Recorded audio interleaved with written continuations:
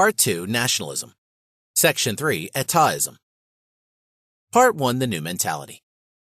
The most important event in the history of the last 100 years is the displacement of liberalism by etatism. Etatism appears in two forms, socialism and interventionism. Both have in common the goal of subordinating the individual unconditionally to the state, the social apparatus of compulsion and coercion. Etatism, too, like liberalism in earlier days, originated in Western Europe and only later came into Germany. It has been asserted that autochthonous German roots of etatism could be found in Fichte's socialist utopia and in the sociological teachings of Schelling and Hegel. However, the dissertations of these philosophers were so far into the problems and tasks of social and economic policies that they could not directly influence political matters.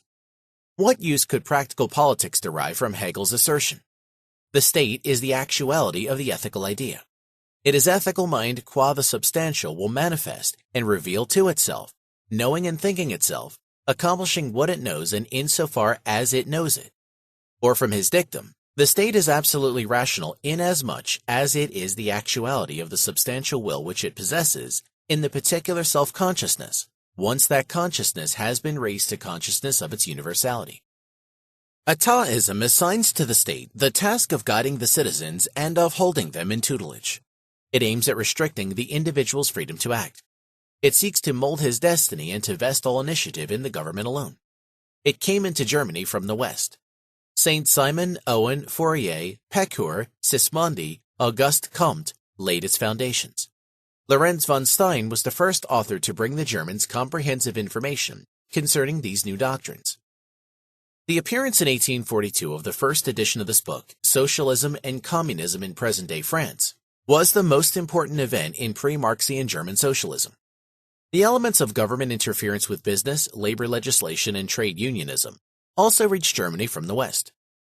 In America, Frederick List became familiar with the protectionist theories of Alexander Hamilton. Liberalism had taught the German intellectuals to absorb Western political ideas with reverential awe. Now they thought liberalism was already outstripped. Government interference with business had replaced old-fashioned liberal orthodoxy and would inexorably result in socialism. He who did not want to appear backward had to become social, i.e. either interventionist or socialist. New ideas succeed only after some lapse of time. Years have to pass before they reach the broader strata of intellectuals. List's National System of Political Economy was published in 1841, a few months before Stein's book. In 1847, Marx and Engels produced the Communist Manifesto. In the middle 60s, the prestige of liberalism began to melt away. Very soon, the economic, philosophical, historical, and juridical university lectures were representing liberalism in caricature. The social scientists outdid each other in emotional criticism of British free trade and laissez-faire. The philosophers disparaged the stockjobber ethics of utilitarianism, the superficiality of enlightenment, and the negativity of the notion of liberty. The lawyers demonstrated the paradox of democratic and parliamentary institutions, and the historians dealt with the moral and political decay of France and of Great Britain. On the other hand, the students were taught to admire the social kingdom of the Hohenzollerns, from Frederick William I, the noble socialist, to William I, the great Kaiser of social security and labor legislation. The social democrats despised Western pluto-democracy and pseudo-liberty, and ridiculed the teachings of bourgeois economics. The boring pedantry of the professors and the boastful oratory of the social democrats failed to impress critical people. The elite were conquered for etatism by other men. From England penetrated the ideas of Carlyle, Ruskin, and the Fabians. From France, solidarism. The churches of all creeds joined the choir. Novels and lays propagated the new doctrine of the state. Shaw and Wells, Spielhagen, and Gerhard Hauptmann, and hosts of other writers less gifted, contributed to the popularity of etatism. Part 2. The State. The state is essentially an apparatus of compulsion and coercion. The characteristic feature of its activities is to compel people through the application or the threat of force to behave otherwise than they would like to behave. But not every apparatus of compulsion and coercion is called a state.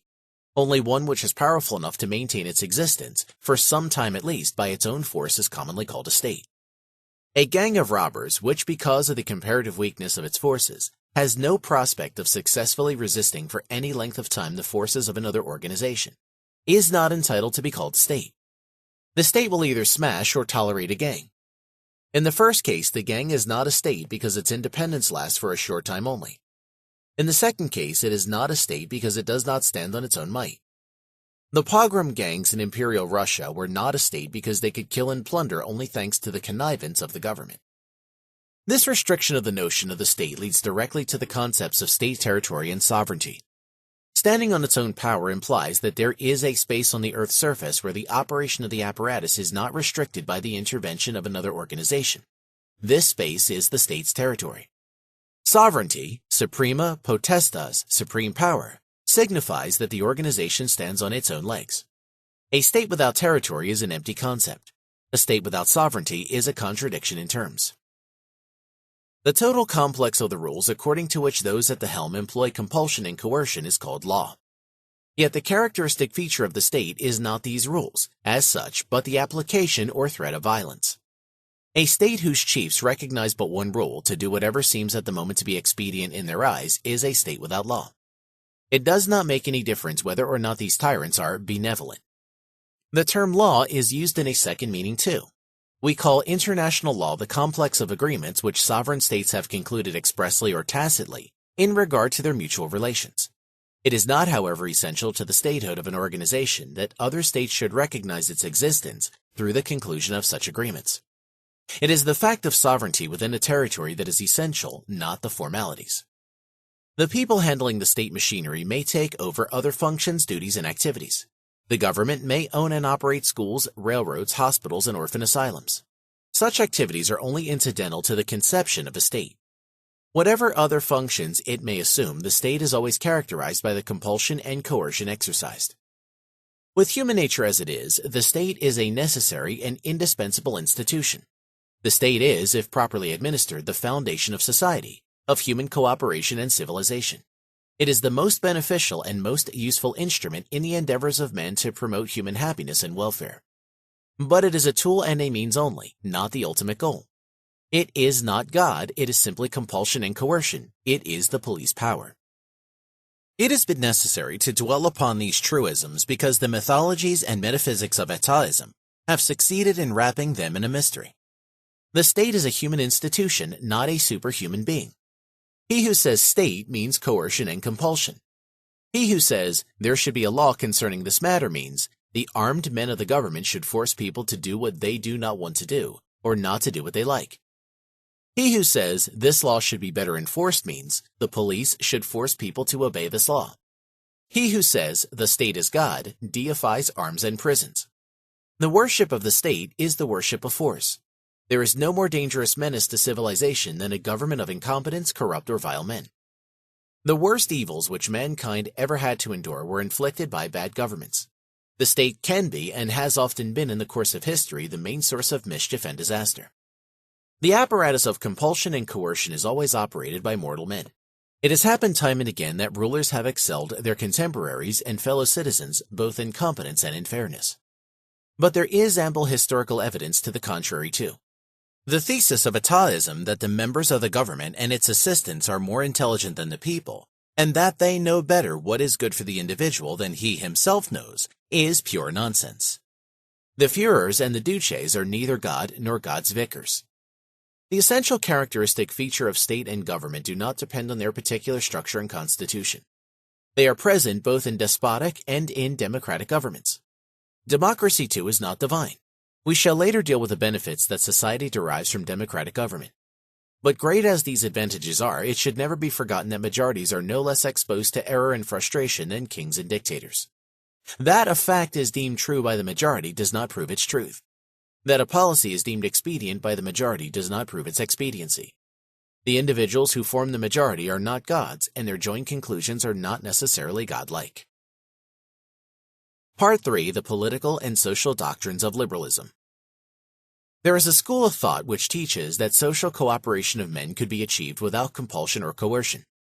Anarchism believes that a social order could be established in which all men would recognize the advantages to be derived from cooperation, and be prepared to do voluntarily everything which the maintenance of society requires, and to renounce voluntarily all actions detrimental to society. But the anarchists overlook two facts.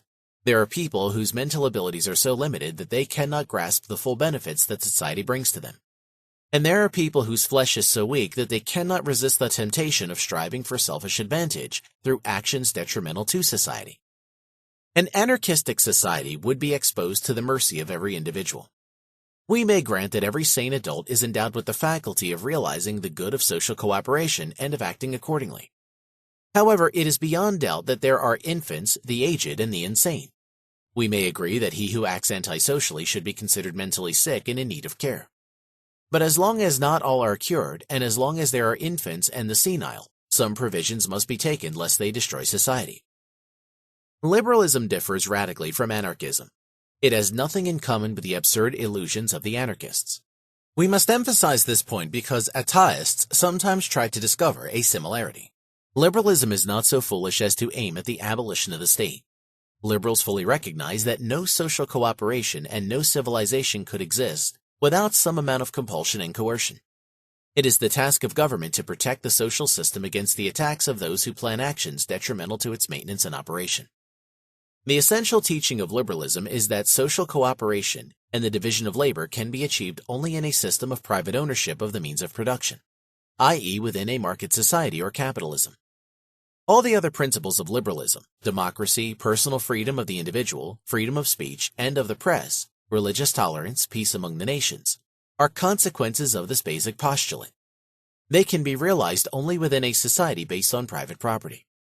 From this point of view, liberalism assigns to the state the task of protecting the lives, health, freedom, and property of its subjects against violent or fraudulent aggression. That liberalism aims at private ownership of the means of production implies that it rejects public ownership of the means of production, i.e. socialism. Liberalism therefore objects to the socialization of the means of production. It is illogical to say, as many ateists do, that liberalism is hostile to or hates the state, because it is opposed to the transfer of the ownership of railroads or cotton mills to the state. If a man says that sulfuric acid does not make a good hand lotion, he is not expressing hostility to sulfuric acid as such. He is simply giving his opinion concerning the limitations of its use. It is not the task of this study to determine whether the program of liberalism or that of socialism is more adequate for the realization of those aims which are common to all political and social endeavors, i.e. the achievement of human happiness and welfare. We are only tracing the role played by liberalism and by anti-liberalism, whether socialist or interventionist, in the evolution which resulted in the establishment of totalitarianism. We can therefore content ourselves with briefly sketching the outlines of the social and political program of liberalism and its working. In an economic order based on private ownership of the means of production, the market is the focal point of the system. The working of the market mechanism forces capitalists and entrepreneurs to produce so as to satisfy the consumer's need, as well and cheaply as the quantity and quality of material resources and of manpower available, and the state of technological knowledge allow. If they are not equal to this task, if they produce poor goods, or at too great cost, or not the commodities that the consumers demand most urgently, they suffer losses. Unless they change their methods to satisfy the consumer's needs better, they will finally be thrown out of their positions as capitalists and entrepreneurs. Other people who know better how to serve the consumer will replace them. Within the market society, the working of the price mechanism makes the consumer supreme. They determine through the prices they pay and through the amount of their purchases both the quantity and quality of production. They determine directly the prices of consumers' goods and thereby indirectly the prices of all material factors of production and the wages of all hands employed. Within the market society, each serves all his fellow citizens and each is served by them. It is a system of mutual exchange of services and commodities, a mutual giving and receiving. In that endless rotating mechanism, the entrepreneurs and capitalists are the servants of the consumers.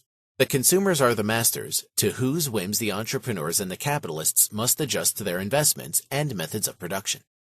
The market chooses the entrepreneurs and the capitalists and removes them as soon as they prove failures. The market is a democracy in which every penny gives a right to vote and where voting is repeated every day. Outside of the market stands the social apparatus of compulsion and coercion and its steersman, the government. To state and government, the duty is assigned of maintaining peace both at home and abroad. For only in peace can the economic system achieve its ends, the fullest satisfaction of human needs and wants. But who should command the apparatus of compulsion and coercion? In other words, who should rule? It is one of the fundamental insights of liberal thought that government is based on opinion. and that therefore in the long run it cannot subsist if the men who form it and the methods they apply are not accepted by the majority of those ruled. If the conduct of political affairs does not suit them, the citizens will finally succeed in overthrowing the government by violent action and in replacing the rulers by men deemed more competent. The rulers are always a minority.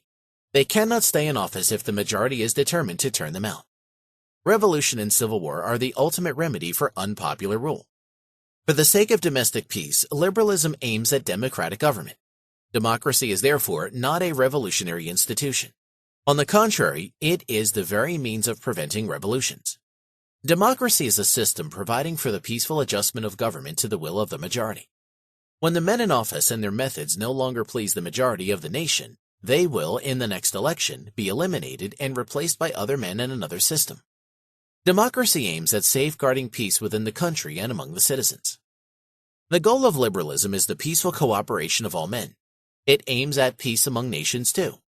When there is private ownership of the means of production everywhere, and when the laws, the tribunals, and the administration treat foreigners and citizens on equal terms, it is of little importance where a country's frontiers are drawn.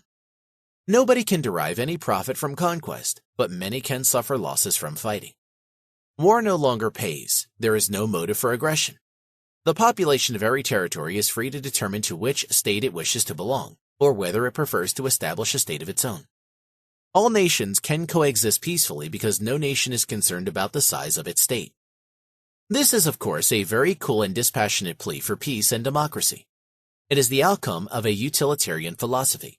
It is as far from the mystical mythology of the divine right of kings as it is from the metaphysics of natural law or the natural and imprescriptible rights of men. It is founded upon considerations of common utility. Freedom, democracy, peace, and private property are deemed good because they are the best means for promoting human happiness and welfare. Liberalism wants to secure to men a life free from fear and want. That is all. About the middle of the 19th century, liberals were convinced that they were on the eve of the realization of their plans. It was an illusion. Part 4. Socialism. Socialism aims at a social system based on public ownership of the means of production. In a socialist community, all material resources are owned and operated by the government. This implies that the government is the only employer and that no one can consume more than the government allots to him. The term state socialist is pleonastic.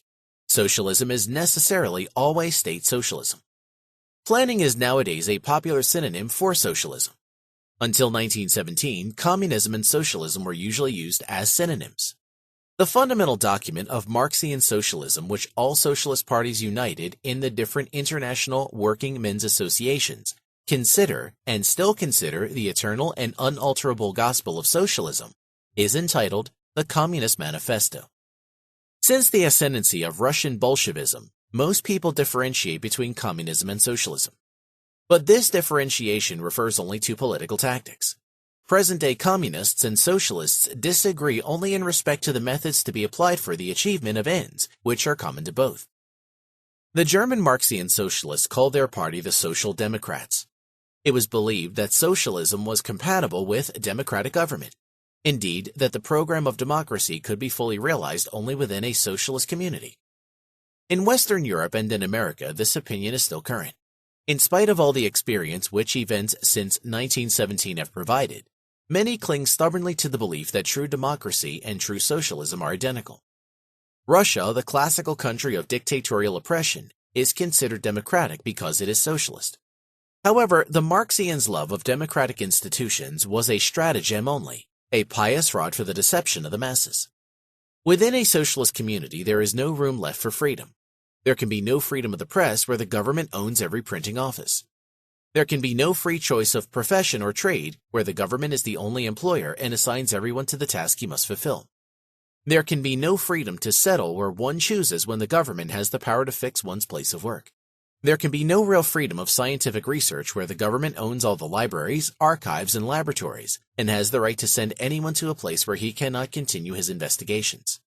There can be no freedom in art and literature where the government determines who shall create them. There can be neither freedom of conscience nor of speech where the government has the power to remove any opponent to a climate which is detrimental to his health, or to assign him duties which surpass his strength and ruin him both physically and intellectually.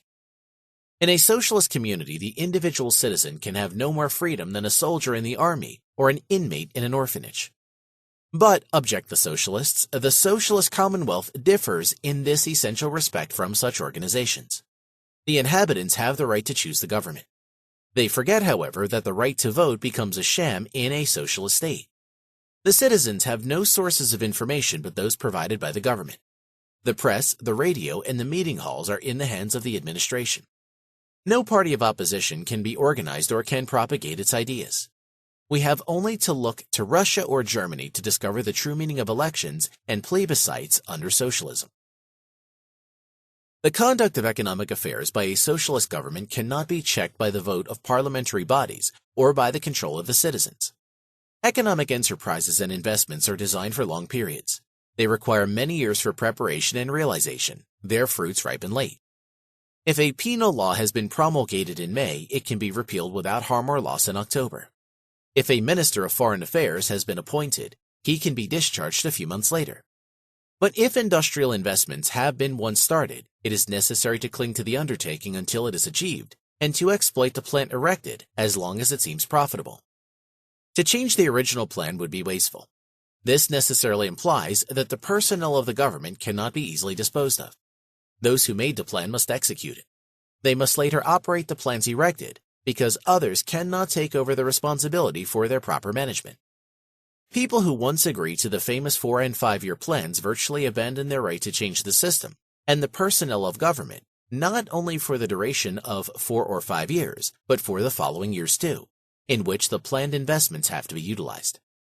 Consequently, a socialist government must stay in office for an indefinite period. It is no longer the executor of the nation's will. It cannot be discharged without sensible detriment if its actions no longer suit the people. It has irrevocable powers. It becomes an authority above the people. It thinks and acts for the community in its own right and does not tolerate interference with its own business by outsiders. The entrepreneur in a capitalist society depends upon the market and upon consumers. He has to obey the orders which the consumers transmit to him by their buying or failure to buy, and the mandate with which they have charged him can be revoked at any hour. Every entrepreneur and every owner of means of production must daily justify his social function through subservience to the wants of the consumers. The management of a socialist economy is not under the necessity of adjusting itself to the operation of a market. It has an absolute monopoly. It does not depend on the wants of the consumers. It itself decides what must be done. It does not serve the consumers as the businessman does. It provides for them as the father provides for his children, or the headmaster of a school for the students. It is the authority bestowing favors, not a businessman eager to attract customers. The salesman thanks the customer for patronizing his shop and asks him to come again. But the socialists say, be grateful to Hitler, render thanks to Stalin, be nice and submissive, then the great man will be kind to you later too. The prime means of democratic control of the administration is the budget. Not a clerk may be appointed, not a pencil bought if Parliament has not made an allotment.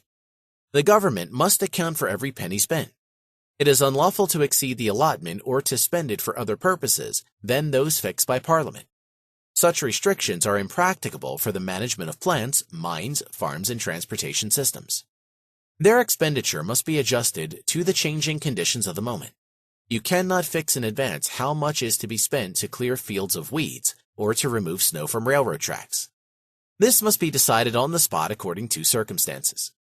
Budget control by the people's representatives, the most effective weapon of democratic government, disappears in a socialist state. Thus, socialism must lead to the dissolution of democracy. The sovereignty of the consumers and the democracy of the market are the characteristic features of the capitalist system. Their corollary in the realm of politics is the people's sovereignty and democratic control of government. Pareto, Georges Sorel, Lenin, Hitler, and Mussolini were right in denouncing democracy as a capitalist method. Every step which leads from capitalism toward planning is necessarily a step nearer to absolutism and dictatorship. The advocates of socialism who are keen enough to realize this tell us that liberty and democracy are worthless for the masses. People, they say, want food and shelter. They are ready to renounce freedom and self-determination to obtain more and better bread by submitting to a competent paternal authority. To this, the old liberals used to reply that socialism will not improve, but on the contrary will impair the standard of living of the masses. For socialism is a less efficient system of production than capitalism. But this rejoinder also failed to silence the champions of socialism. Granted, many of them replied that socialism may not result in riches for all, but rather in a smaller production of wealth. Nevertheless, the masses will be happier under socialism, because they will share their worries with all their fellow citizens, and there will not be wealthier classes to be envied by poorer ones. The starving and ragged workers of Soviet Russia, they tell us, are 1,000 times more joyful than the workers of the West who live under conditions which are luxurious compared to Russian standards. Equality in poverty is a more satisfactory state than well-being, where there are people who can flaunt more luxuries than the average man. Such debates are vain because they miss the central point. It is useless to discuss the alleged advantages of socialist management. Complete socialism is simply impracticable. It is not at all a system of production. It results in chaos and frustration. The fundamental problem of socialism is the problem of economic calculation. Production within a system of division of labor and thereby social cooperation requires method for the computation of expenditures asked for by different, thinkable, and possible ways of achieving ends. In capitalist society, market prices are the units of this calculation.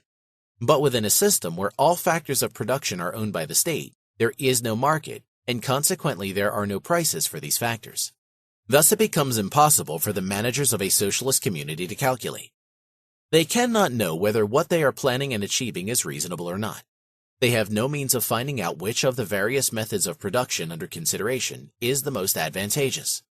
They cannot find a genuine basis of comparison between quantities of different material factors of production and of different services. So they cannot compare the outlays necessary with the anticipated outputs. Such comparisons need a common unit, and there is no such unit available, but that provided by the price system of the market.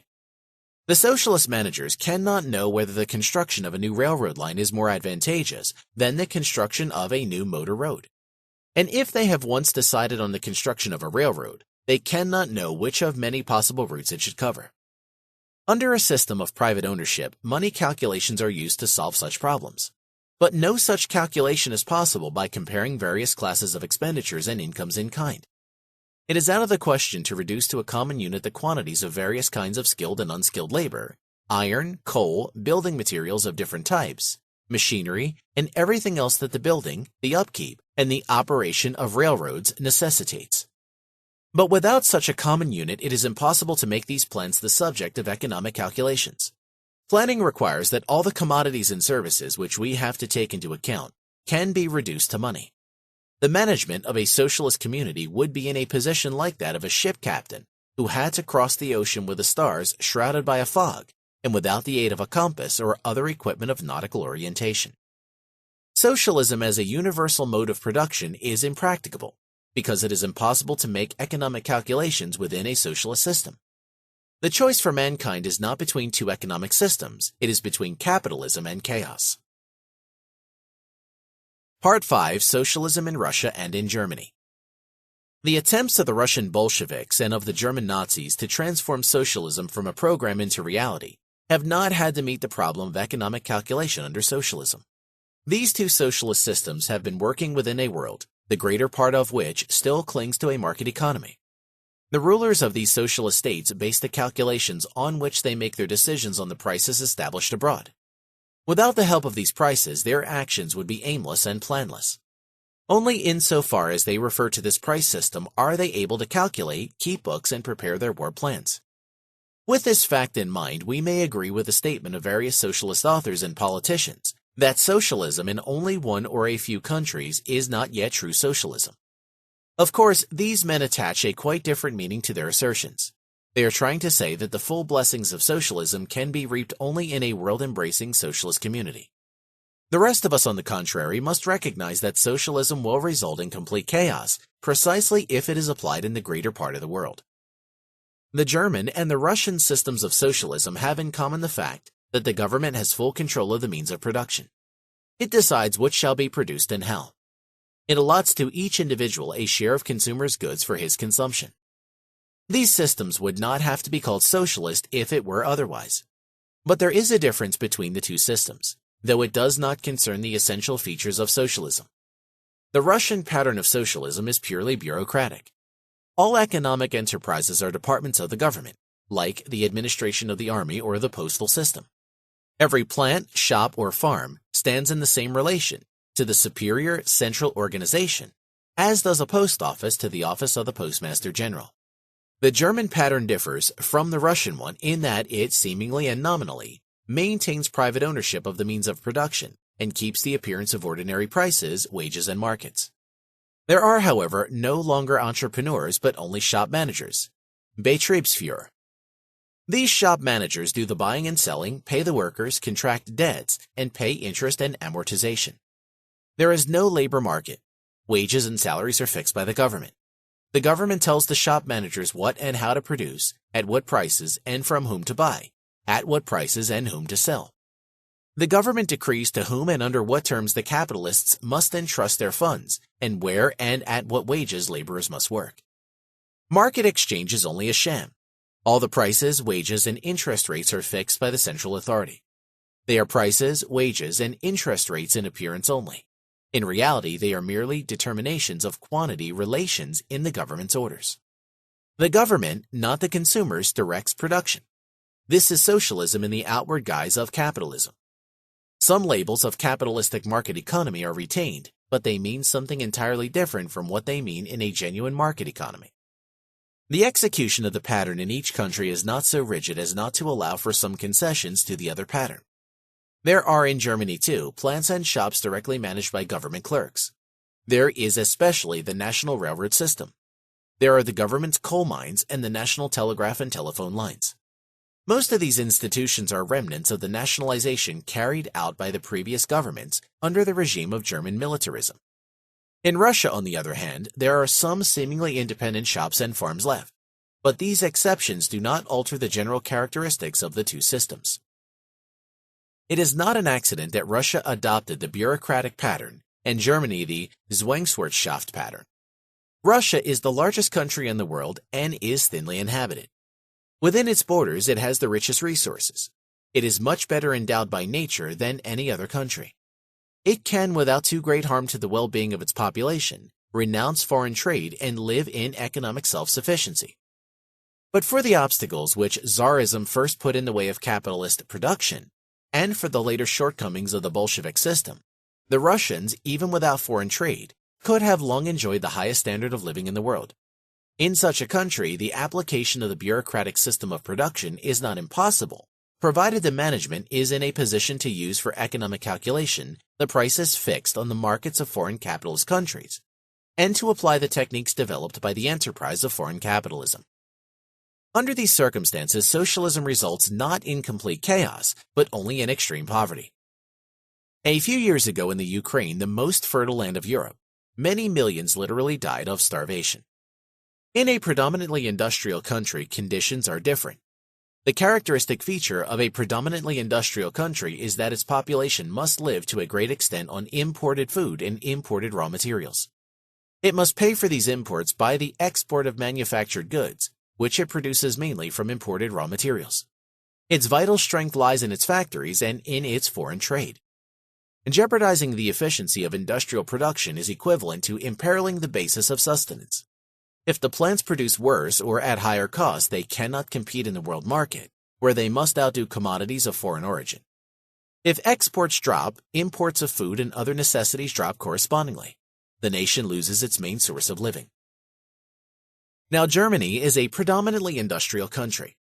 It did very well when, in the years preceding the First World War, its entrepreneurs steadily expanded their exports.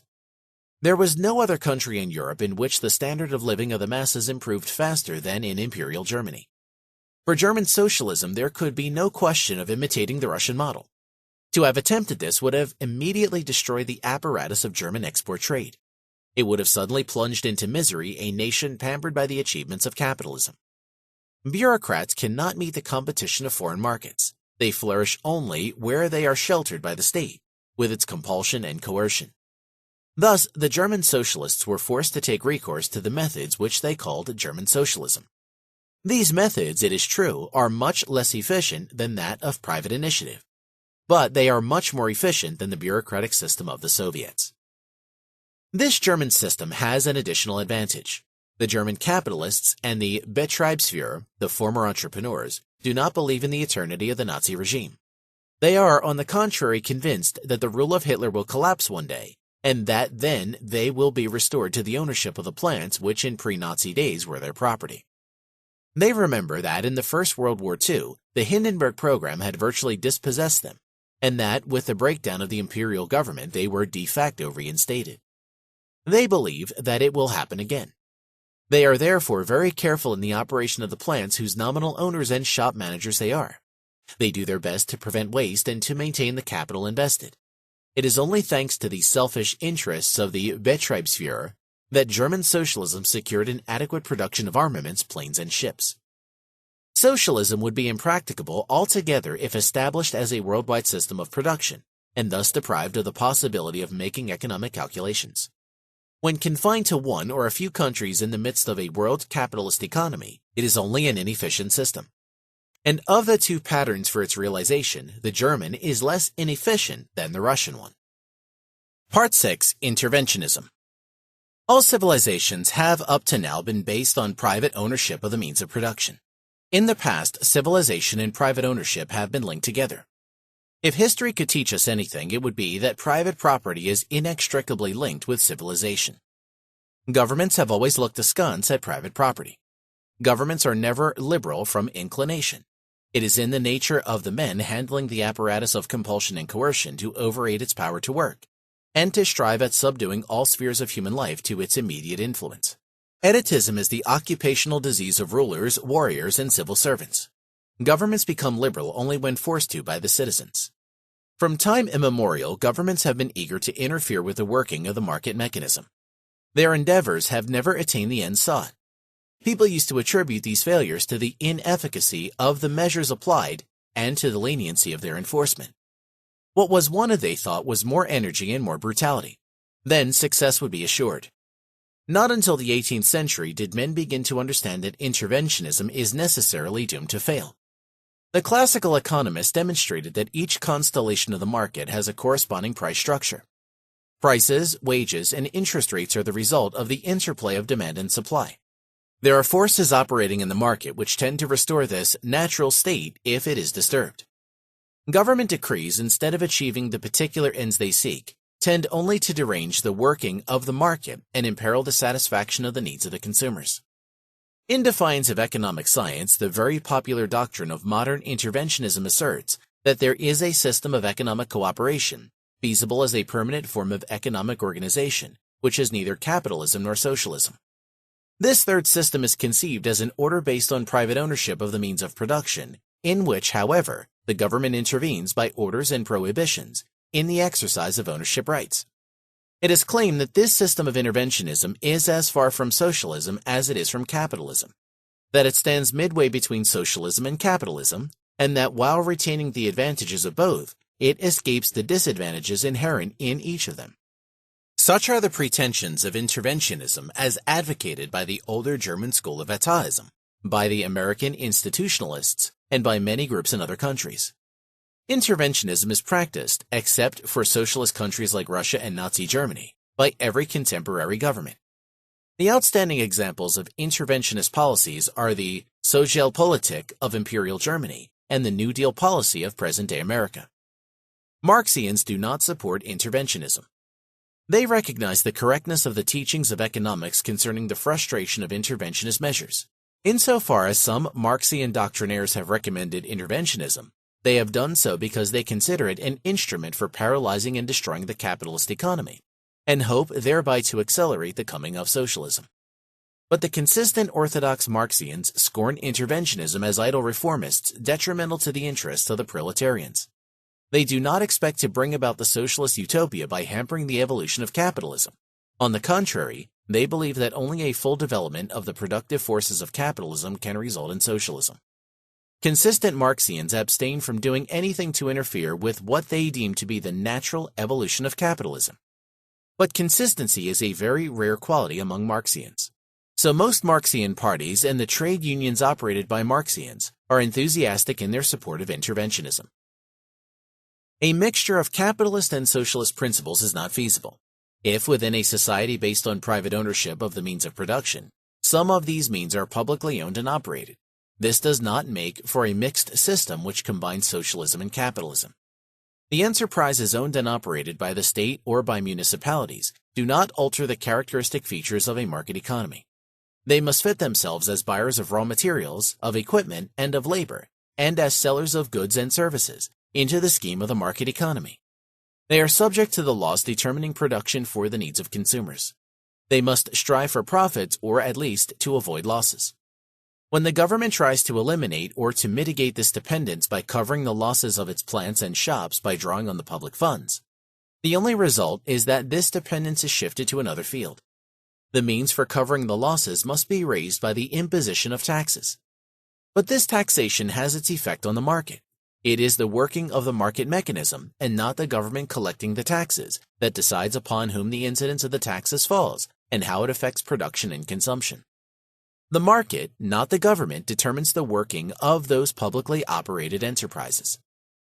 Nor should interventionism be confused with the German pattern of socialism. It is the essential feature of interventionism that it does not aim at a total abolition of the market. It does not want to reduce private ownership to a sham and the entrepreneurs to the status of shop managers.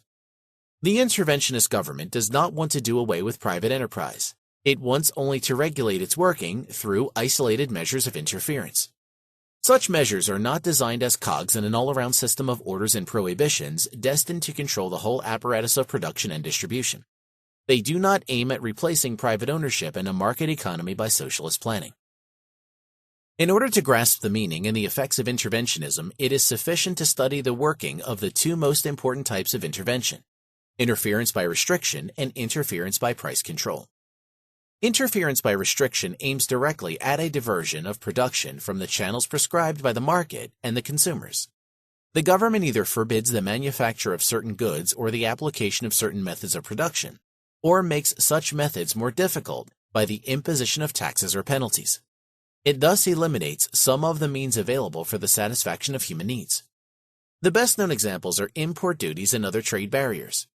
It is obvious that all such measures make the people as a whole poorer, not richer.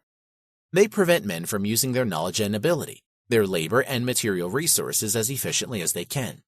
In the unhampered market, forces are at work tending to utilize every means of production in a way that provides for the highest satisfaction of human wants. The interference of the government brings about a different employment of resources and thereby impairs the supply. We do not need to ask here whether some restrictive measures could not be justified, in spite of the diminution of supply they cause, by advantages in other fields. We do not need to discuss the problem of whether the disadvantage of raising the price of bread by an import duty on wheat is outweighed by the increase in income of domestic farmers. It is enough for our purpose to realize that restrictive measures cannot be considered as measures of increasing wealth and welfare, but are instead expenditures. They are, like subsidies which the government pays out of the revenue collected by taxing the citizens, not measures of production policy, but measures of spending. They are not parts of a system of creating wealth, but a method of consuming it. The aim of price control is to decree prices, wages, and interest rates different from those fixed by the market. Let us first consider the case of maximum prices, where the government tries to enforce prices lower than the market prices. The prices set on the unhampered market correspond to an equilibrium of demand and supply. Everybody who is ready to pay the market price can buy as much as he wants to buy. Everybody who is ready to sell at the market price can sell as much as he wants to sell. If the government, without a corresponding increase in the quantity of goods available for sale, decrees that buying and selling must be done at a lower price, and thus makes it illegal either to ask or to pay the potential market price, then this equilibrium can no longer prevail.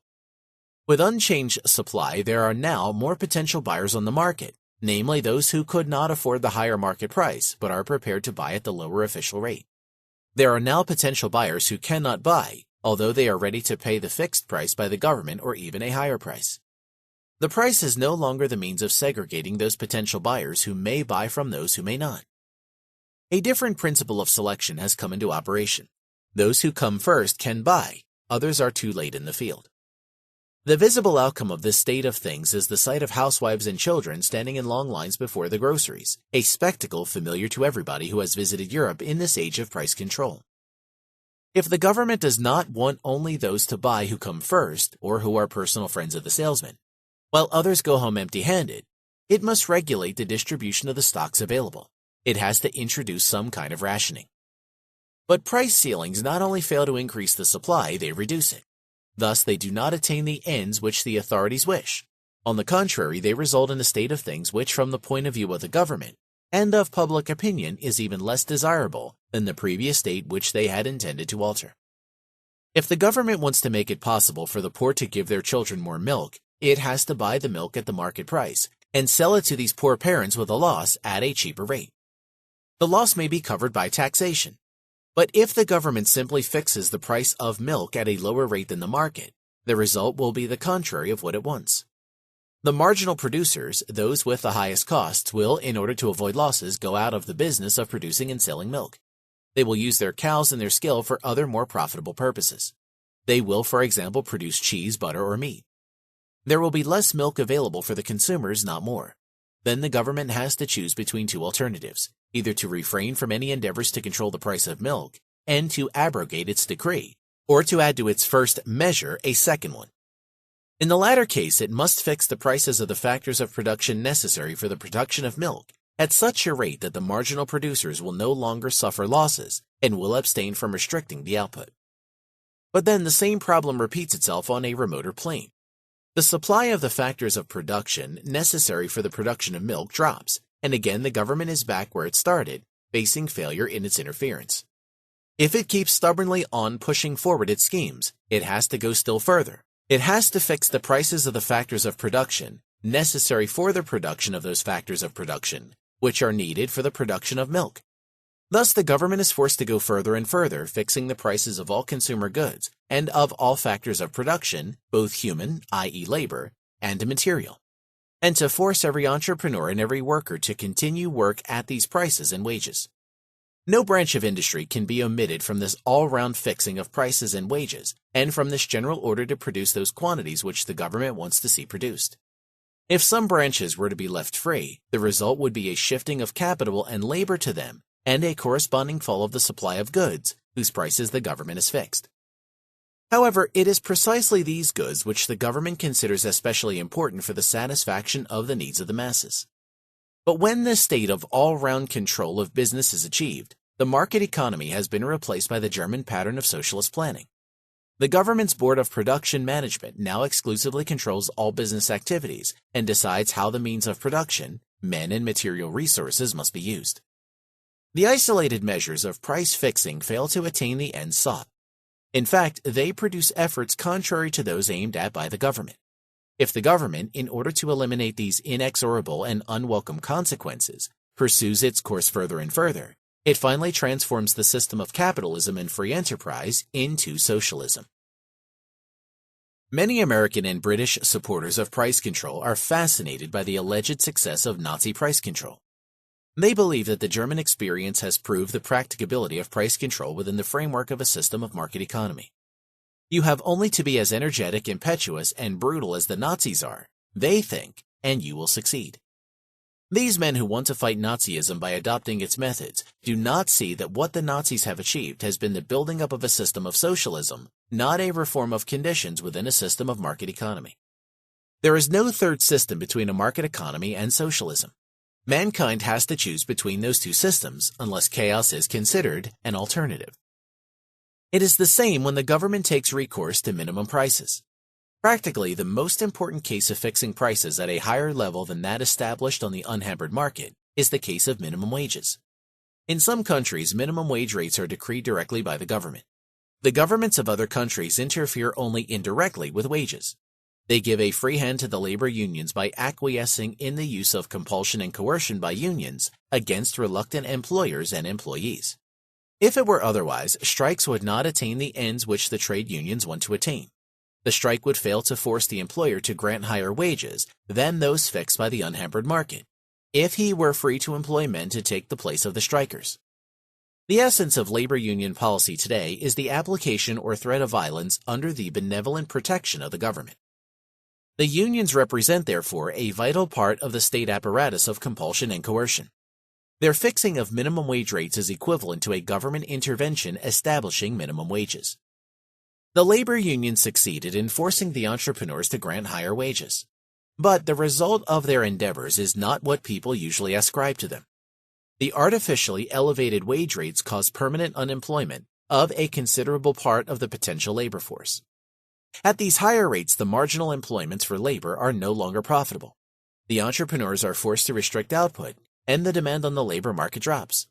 The unions seldom bother about this inevitable result of their activities. They are not concerned with the fate of those who are not members of their brotherhood.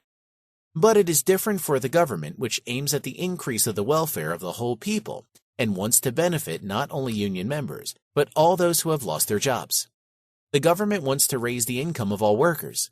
That a great many of them cannot find employment is contrary to its intentions. These dismal effects of minimum wages have become more and more apparent the more trade unionism has prevailed. As long as only one part of labor, mostly skilled workers, was unionized, the wage rise achieved by the unions did not lead to unemployment, but to an increased supply of labor in those branches of business where there were no efficient unions or no unions at all. The workers who lost their jobs as a consequence of union policy entered the market of the free branches and caused wages to drop in those branches. The corollary of the rise in wages for organized workers was a drop in wages for unorganized workers. But with the spread of unionism, conditions have changed. Workers now losing their jobs in one branch of industry find it harder to get employment in other lines. They are victimized.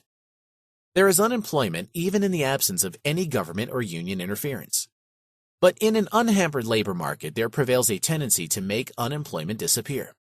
The fact that the unemployed are looking for jobs must result in fixing wage rates at a height, which makes it possible for the entrepreneurs to employ all those eager to work and to earn wages.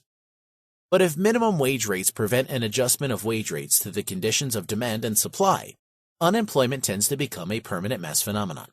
There is but one means to make market wage rates rise for all those eager to work: an increase in the amount of capital goods available, which makes it possible to improve technological methods of production, and thereby to raise the marginal productivity of labor. It is a sad fact that a great war in destroying a part of the stock of capital goods must result in a temporary fall in real wage rates, when the shortage of manpower brought about by the enlistment of millions of men is once overcome. It is precisely because they are fully aware of this undesirable consequence that liberals consider war not only a political but also an economic disaster. Government spending is not an appropriate means to brush away unemployment. If the government finances its spending by collecting taxes or by borrowing from the public, it curtails the private citizen's power to invest and to spend to the same extent that it increases its own spending capacity. If the government finances its spending by inflationary methods, issue of additional paper money or borrowing from the commercial banks, it brings about a general rise of commodity prices. If then money wage rates do not rise at all or not to the same extent as commodity prices, mass unemployment may disappear. But it disappears precisely because real wage rates have dropped. Technological progress increases the productivity of human effort. The same amount of capital and labor can now produce more than before. A surplus of capital and labor becomes available for the expansion of already existing industries and for the development of new ones. Technological unemployment may occur as a transitory phenomenon, but very soon the unemployed will find new jobs either in the new industries or in the expanding old ones. Many millions of workers are today employed in industries which were created in the last decades, and the wage earners themselves are the main buyers of the products of these new industries. There is but one remedy for lasting unemployment of great masses: the abandonment of the policy of raising wage rates by government decree, or by the application or the threat of violence. Those who advocate interventionism because they want to sabotage capitalism and thereby finally to achieve socialism are at least consistent. They know what they are aiming at. But those who do not wish to replace private property by German Zwangswirtschaft or Russian Bolshevism are sadly mistaken in recommending price control and labor union compulsion. The more cautious and sophisticated supporters of interventionism are keen enough to recognize that government interference with business fails in the long run to attain the ends sought. But they assert what is needed is immediate action, a short-run policy. Interventionism is good because its immediate effects are beneficial, even if its remoter consequences may be disastrous. Do not bother about tomorrow, only today counts. With regard to this attitude, 2 points must be emphasized. Number 1, today, after years and decades of interventionist policies, we are already confronted with the long-run consequences of interventionism. Number 2, wage interventionism is bound to fail even in the short run, if not accompanied by corresponding measures of protectionism. Part 7. Etatism and Protectionism. Etatism, whether interventionism or socialism, is a national policy. The national governments of various countries adopt it. Their concern is, whatever they consider favors the interests of their own nations. They are not troubled about the fate or the happiness of foreigners. They are free from any inhibitions which would prevent them from inflicting harm on aliens. We have dealt already with how the policies of etatism hurt the well-being of the whole nation, and even of the groups or classes which they are intended to benefit. For the purpose of this book, it is still more important to emphasize that no national system of etatism can work within a world of free trade. Etatism and free trade in international relations are incompatible, not only in the long run, but even in the short run. Etatism must be accompanied by measures severing the connections of the domestic market with foreign markets. Modern protectionism, with its tendency to make every country economically self-sufficient as far as possible, is inextricably linked with interventionism and its inherent tendency to turn into socialism.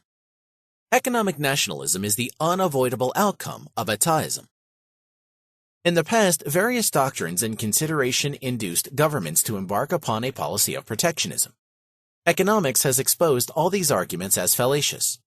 Nobody tolerably familiar with economic theory dares today to defend these long since unmasked errors. They still play an important role in popular discussion. They are the preferred theme of demagogic fulminations, but they have nothing to do with present-day protectionism. Present-day protectionism is a necessary corollary of the domestic policy of government interference with business. Interventionism begets economic nationalism. It thus kindles the antagonisms resulting in war.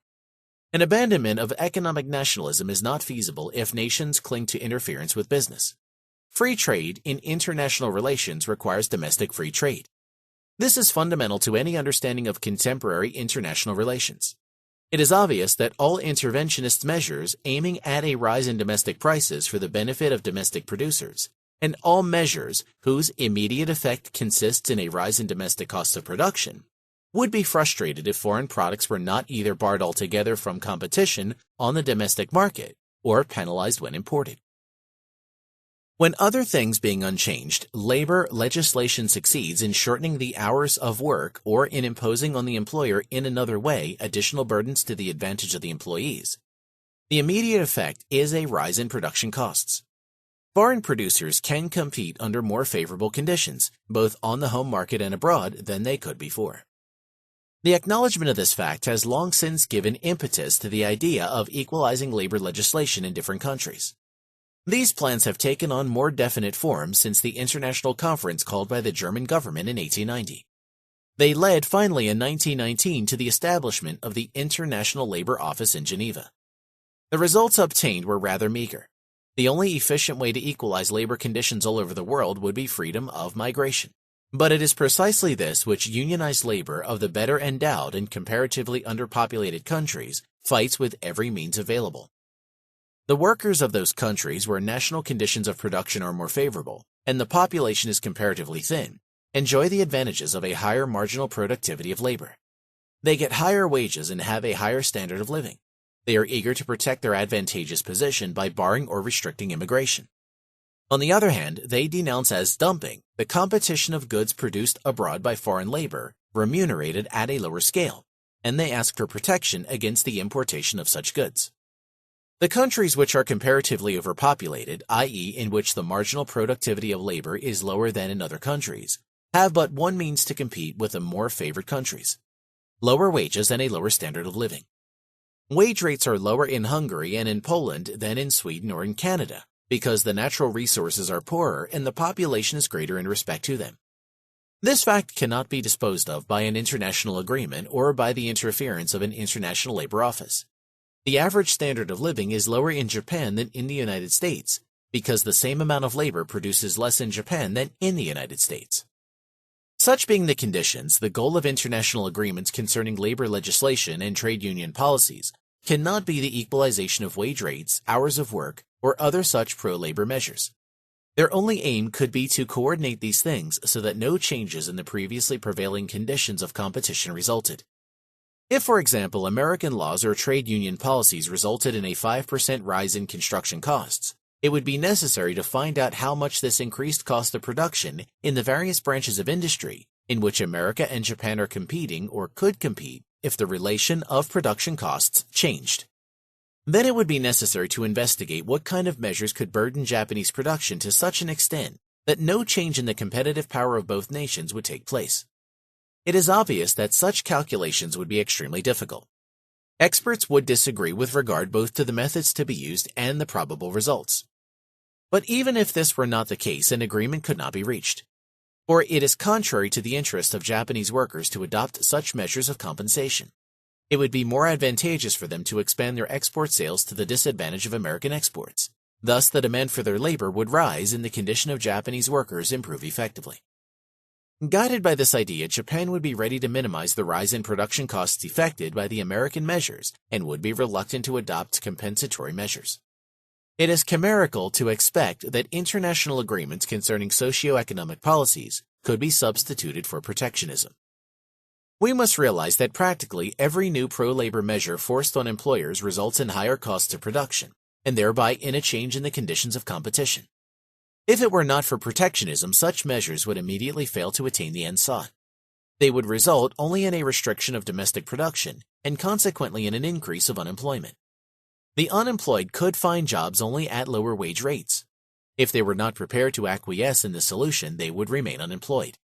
Even narrow-minded people would realize that economic laws are inexorable and that government interference with business cannot attain its ends, but must result in a state of affairs which, from the point of view of the government and the supporters of its policy, is even less desirable than the conditions which it was designed to alter. Protectionism, of course, cannot brush away the unavoidable consequences of interventionism. It can only improve conditions in appearance. It can only conceal the true state of affairs. Its aim is to raise domestic prices. The higher prices provide a compensation for the rise in costs of production. The worker does not suffer a cut in money wages, but he has to pay more for the goods he wants to buy. As far as the home market is concerned, the problem is seemingly settled. But this brings us to a new problem: monopoly. Part 8: Economic Nationalism and Domestic Monopoly Prices. The aim of the protective tariff is to undo the undesired consequences of the rise in domestic costs of production caused by government interference. The purpose is to preserve the competitive power of domestic industries in spite of the rising costs of production. However, the mere imposition of an import duty can attain this end only in the case of those commodities whose domestic production falls short of domestic demand. With industries producing more than is needed for domestic consumption, a tariff alone would be futile unless supplemented by monopoly. In an industrial European country, for example Germany, an import duty on wheat raises the domestic price to the level of the world market price plus the import duty. Although the rise in the domestic wheat price results in an expansion of domestic production on the one hand and a restriction of domestic consumption on the other hand, imports are still necessary for the satisfaction of domestic demand. As the costs of the marginal wheat dealer include both the world market price and the import duty, the domestic price goes up to this height. It is different with those commodities that Germany produces in such quantity that a part can be exported. A German import duty on manufactures which Germany produces not only for the domestic market, but for export too would be, as far as export trade is concerned, a futile measure to compensate for a rise in domestic costs of production. It is true that it would prevent foreign manufacturers from selling on the German market. But export trade must continue to be hampered by the rise in domestic production costs. On the other hand, the competition between the domestic producers on the home market would eliminate those German plants in which production no longer paid with the rising costs due to government interference. At the new equilibrium, the domestic price would reach the level of the world's market price plus a part of the import duty. Domestic consumption would now be lower than it was before the rise in domestic production costs and the imposition of the import duty. The restriction of domestic consumption and the falling off of exports means a shrinking of production with consequent unemployment and an increased pressure on the labor market resulting in a drop in wage rates. The failure of the Sozialpolitik becomes manifest. But there is still another way out. The fact that the import duty has insulated the domestic market provides domestic producers with the opportunity to build up a monopolistic scheme. They can form a cartel and charge the domestic consumers monopoly prices, which can go up to a level only slightly lower than the world market price plus the import duty. With their domestic monopoly profits, they can afford to sell at lower prices abroad. Production goes on. The failure of the social politic is skillfully concealed from the eyes of an ignorant public. But the domestic consumers must pay higher prices. What the worker gains by the rise in wage rates and by pro-labor legislation burdens him in his capacity as consumer. But the government and the trade union leaders have attained their goal. They can then boast that the entrepreneurs were wrong in predicting that higher wages and more labor legislation would make their plants unprofitable and hamper production. Marxian myths have succeeded in surrounding the problem of monopoly with empty babble. According to the Marxian doctrines of imperialism, there prevails within an unhampered market society a tendency toward the establishment of monopolies.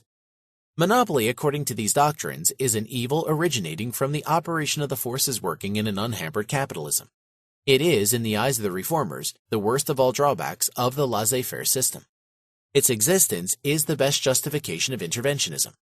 It must be the foremost aim of government interference with business to fight it. One of the most serious consequences of monopoly is that it begets imperialism and war.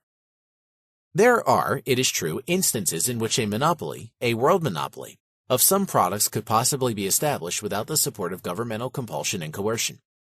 The fact that the natural resources for the production of mercury are very few, for example, might engender a monopoly even in the absence of governmental encouragement.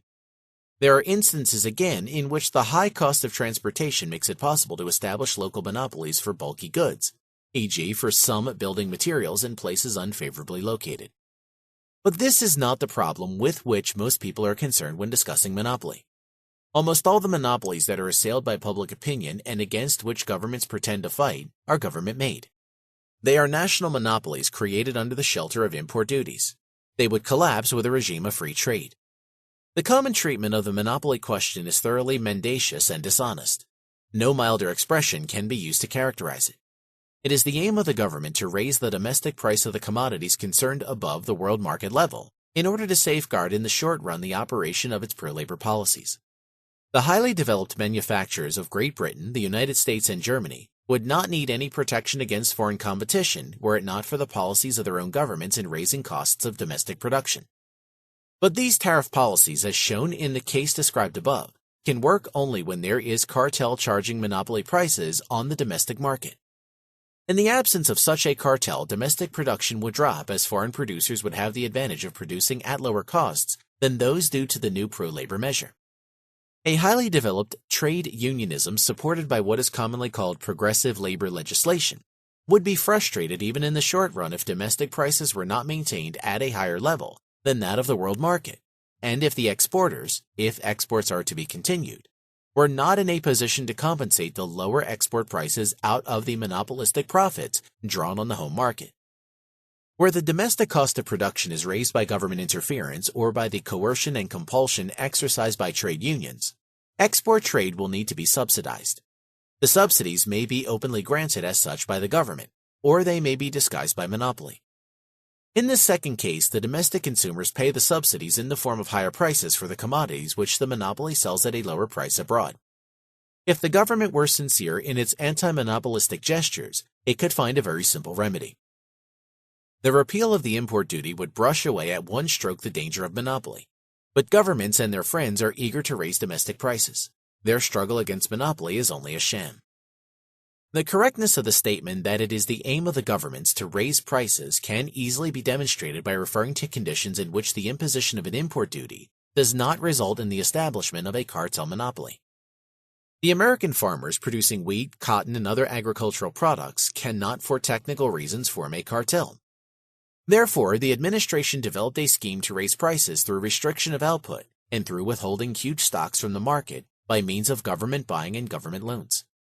The ends arrived at by this policy are a substitute for an infeasible farming cartel and farming monopoly.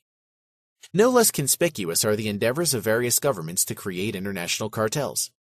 If the protective tariff results in the formation of a national cartel, international cartelization could in many cases be attained by agreements between the national cartels. Such agreements are often very well served by another pro-monopoly activity of governments, the patents and other privileges granted to new inventions. However, where technical obstacles prevent the construction of national cartels, it is almost always the case with agricultural production. No such international agreements can be built up. Then the governments interfere again. History between the two world wars is an open record of state intervention to foster monopoly and restriction by international agreements. There were schemes for weed pools, rubber, and tin restrictions, and so on. Of course, most of them collapsed very quickly. Such is the true story of modern monopoly. It is not an outcome of unhampered capitalism and of an inherent trend of capitalist evolution, as the Marxians would have us believe. It is, on the contrary, the result of government policies aiming at a reform of market economy. Part 9. Autarky. Interventionism aims at state control of market conditions. As the sovereignty of the national state is limited to the territory subject to its supremacy and has no jurisdiction outside its boundaries, it considers all kinds of international economic relations as serious obstacles to its policy. The ultimate goal of its foreign trade policy is economic self-sufficiency. The avowed tendency of this policy is, of course, only to reduce imports as far as possible, but as exports have no purpose but to pay for imports, they drop concomitantly. The striving after economic self-sufficiency is even more violent in the case of socialist governments. In a socialist community, production for domestic consumption is no longer directed by the tastes and wishes of the consumers. The Central Board of Production Management provides for the domestic consumer according to its own ideas of what serves him best. It takes care of the people, but it no longer serves the consumer. But it is different with production for export. Foreign buyers are not subject to the authorities of the socialist state. They have to be served. Their whims and fancies have to be taken into account. The socialist government is sovereign in purveying to the domestic consumers, but in its foreign trade relations, it encounters the sovereignty of the foreign consumer. On foreign markets, it has to compete with other producers producing better commodities at lower cost. We have mentioned earlier how the dependence on foreign imports and consequently on exports influences the whole structure of German socialism. The essential goal of socialist production, according to Marx, is the elimination of the market. As long as a socialist community is still forced to sell a part of its production abroad, whether to foreign socialist governments or to foreign business, it still produces for a market and is subject to the laws of the market economy. A socialist system is defective as such as long as it is not economically self-sufficient. The international division of labor is a more efficient system of production than is the economic autarky of every nation. The same amount of labor and of material factors of production yields a higher output. This surplus production benefits everyone concerned. Protectionism and autarky always result in shifting production from the centers where conditions are more favorable, i.e., from where the output for the same amount of physical input is higher, to centers where they are less favorable. The more productive resources remain unused while the less productive are utilized. The effect is a general drop in the productivity of human effort, and thereby a lowering of the standard of living all over the world. The economic consequences of protectionist policies and of the trend toward autarky are the same for all countries. But there are qualitative and quantitative differences. The social and political results are different for comparatively overpopulated industrial countries and for comparatively underpopulated agricultural countries. In the predominantly industrial countries, the prices of the most urgently needed foodstuffs are going up. This interferes more and sooner with the well-being of the masses than the corresponding rise in the prices of manufactured goods in the predominantly agricultural countries. Besides, the workers in the industrial countries are in a better position to make their complaints heard than the farmers and farmhands in the agricultural countries. The statesmen and economists of the predominantly industrial countries become frightened. They realize that natural conditions are putting a check on their country's endeavors to replace imports of food and raw materials by domestic production. They clearly understand that the industrial countries of Europe can neither feed nor clothe their population out of domestic products alone. They foresee that the trend toward more protection, more insulation of every country, and finally self-sufficiency will bring about a tremendous fall in the standard of living, if not actual starvation. Thus, they look around for remedies. German aggressive nationalism is animated by these considerations. For more than 60 years, German nationalists have been depicting the consequences which the protectionist policies of other nations must eventually have for Germany. Germany, they pointed out, cannot live without importing food and raw materials. How will it pay for these imports when one day the nations producing these materials have succeeded in the development of their domestic manufactures and bar access to German exports. There is, they told themselves, only one redress. We must conquer more dwelling space, more Lebensraum. The German nationalists are fully aware that many other nations, for example Belgium, are in the same unfavorable position. But they say there is a very important difference. These are small nations. They are therefore helpless. Germany is strong enough to conquer more space, and happily for Germany, they say today, there are two other powerful nations which are in the same position as Germany, namely Italy and Japan. They are the natural allies of Germany in these wars of the have-nots against the haves. Germany does not aim at autarky because it is eager to wage war. It aims at war because it wants autarky, because it wants to live in economic self-sufficiency. Part 10. German Protectionism.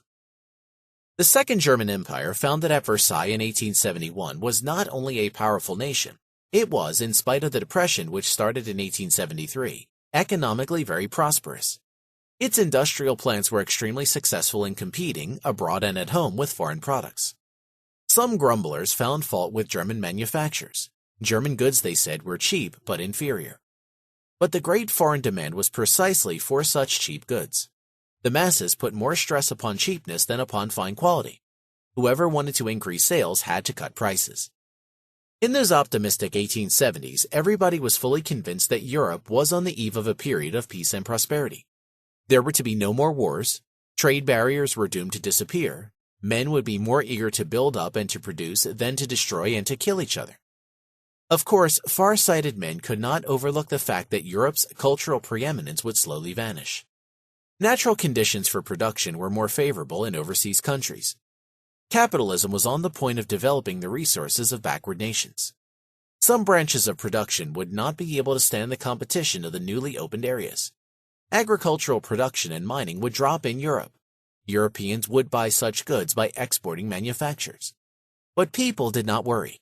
Intensification of the international division of labor was in their eyes not a disaster, but on the contrary a source of richer supply. Free trade was bound to make all nations more flourishing. The German liberals advocated free trade, the gold standard, and freedom of domestic business. German manufacturing did not need any protection. It triumphantly swept the world market. It would have been nonsensical to bring forward the infant industry argument. German industry had reached its maturity. Of course, there were still many countries eager to penalize imports. However, the interference from Ricardo's free trade argument was irrefutable. Even if all other countries cling to protection, every nation serves its own interest best by free trade. Not for the sake of foreigners, but for the sake of their own nation, the liberals advocated free trade. There was the great example set by Great Britain, and by some smaller nations like Switzerland. These countries did very well with free trade. Should Germany adopt their policies, or should it imitate half-barbarian nations like Russia? But Germany chose the second path. This decision was a turning point in modern history. There are many errors current concerning modern German protectionism. It is important to recognize, first of all, that the teachings of Friedrich List have nothing to do with modern German protectionism. List did not advocate tariffs for agricultural products. He asked for protection of infant industries. In doing this, he underrated the competitive power of contemporary German manufacturing. Even in those days, in the early 1840s, German industrial production was already much stronger than List believed. 30 to 40 years later, it was paramount on the European continent and could very successfully compete on the world market. List's doctrines played an important role in the evolution of protectionism in Eastern Europe and in Latin America. But the German supporters of protectionism were not justified in referring to List. He did not unconditionally reject free trade. He advocated protection of manufacturing only for a period of transition, and he nowhere suggested protection for agriculture. List would have violently opposed the trend of German foreign trade policy of the last 65 years. The representative literary champion of modern German protectionism was Adolf Wagner. The essence of his teachings is this: all countries with an excess production of foodstuffs and raw materials are eager to develop domestic manufacturing and to bar access to foreign manufacturers. The world is on the way to economic self-sufficiency for each nation. In such a world, what will be the fate of those nations which can neither feed nor clothe their citizens out of domestic foodstuffs and raw materials? They are doomed to starvation. Adolf Wagner was not a keen mind. He was a poor economist. The same is true of his partisans. But they were not so dull as to fail to recognize that protection is not a panacea against the dangers which they depicted. The remedy they recommended was conquest of more space, war. They asked for protection of German agriculture in order to encourage production on the poor soil of the country, because they wanted to make Germany independent of foreign supplies of food for the impending war. Import duties for food were in the eyes a short-run remedy only, a measure for a period of transition. The ultimate remedy was war and conquest. It would be wrong, however, to assume that the incentive to Germany's embarking upon protectionism was a propensity to wage war. Wagner, Schmoller, and the other socialists of the chair, in their lectures and seminars, long preached the gospel of conquest. But before the end of the 90s, they did not dare to propagate such views in print. Considerations of war economy, moreover, could justify protection only for agriculture. They were not applicable in the case of protection for the processing industries. The military argument of war preparedness did not play an important role in the protection of Germany's industrial production. The main motive for the tariff on manufactures was the Sozialpolitik. The pro-labor policy raised the domestic costs of production and made it necessary to safeguard the policy's short-run effects. Domestic prices had to be raised above the world market level in order to escape the dilemma of either lower money wages or a restriction of exports and increase of unemployment. Every new progress of the Sozialpolitik and every successful strike disarranged conditions to the disadvantage of the German enterprises and made it harder for them to outdo foreign competitors, both on the domestic and on the foreign markets. The much glorified Sozialpolitik was only possible within an economic body sheltered by tariffs. Thus, Germany developed its characteristic system of cartels. The cartels charged the domestic consumers high prices and sold cheaper abroad. What the worker gained from labor legislation and union wages was absorbed by higher prices. The government and the trade union leaders boasted of the apparent success of their policies. The workers received higher money wages, but real wages did not rise more than the marginal productivity of labor. Only a few observers saw through all this, however. Some economists tried to justify industrial protectionism as a measure for safeguarding the fruits of Sozialpolitik and of unionism. They advocated social protectionism, den sozialen Schutzzoll. They failed to recognize that the whole process demonstrated the futility of coercive government and union interference with the conditions of labor. The greater part of public opinion did not suspect at all that Sozialpolitik and protection were closely linked together. The trend toward cartels and monopoly was, in their opinion, one of the many disastrous consequences of capitalism. They bitterly indicted the greediness of capitalists. The Marxians interpreted as that concentration of capital which Marx had predicted. They purposely ignored the fact that it was not an outcome of the free evolution of capitalism, but the result of government interference, of tariffs, and, in the case of some branches, like potash and coal, of direct government compulsion. Some of the less shrewd socialists of the chair, Lucio Brentano for example, went so far in their inconsistency as to advocate at the same time free trade and a more radical pro-labor policy.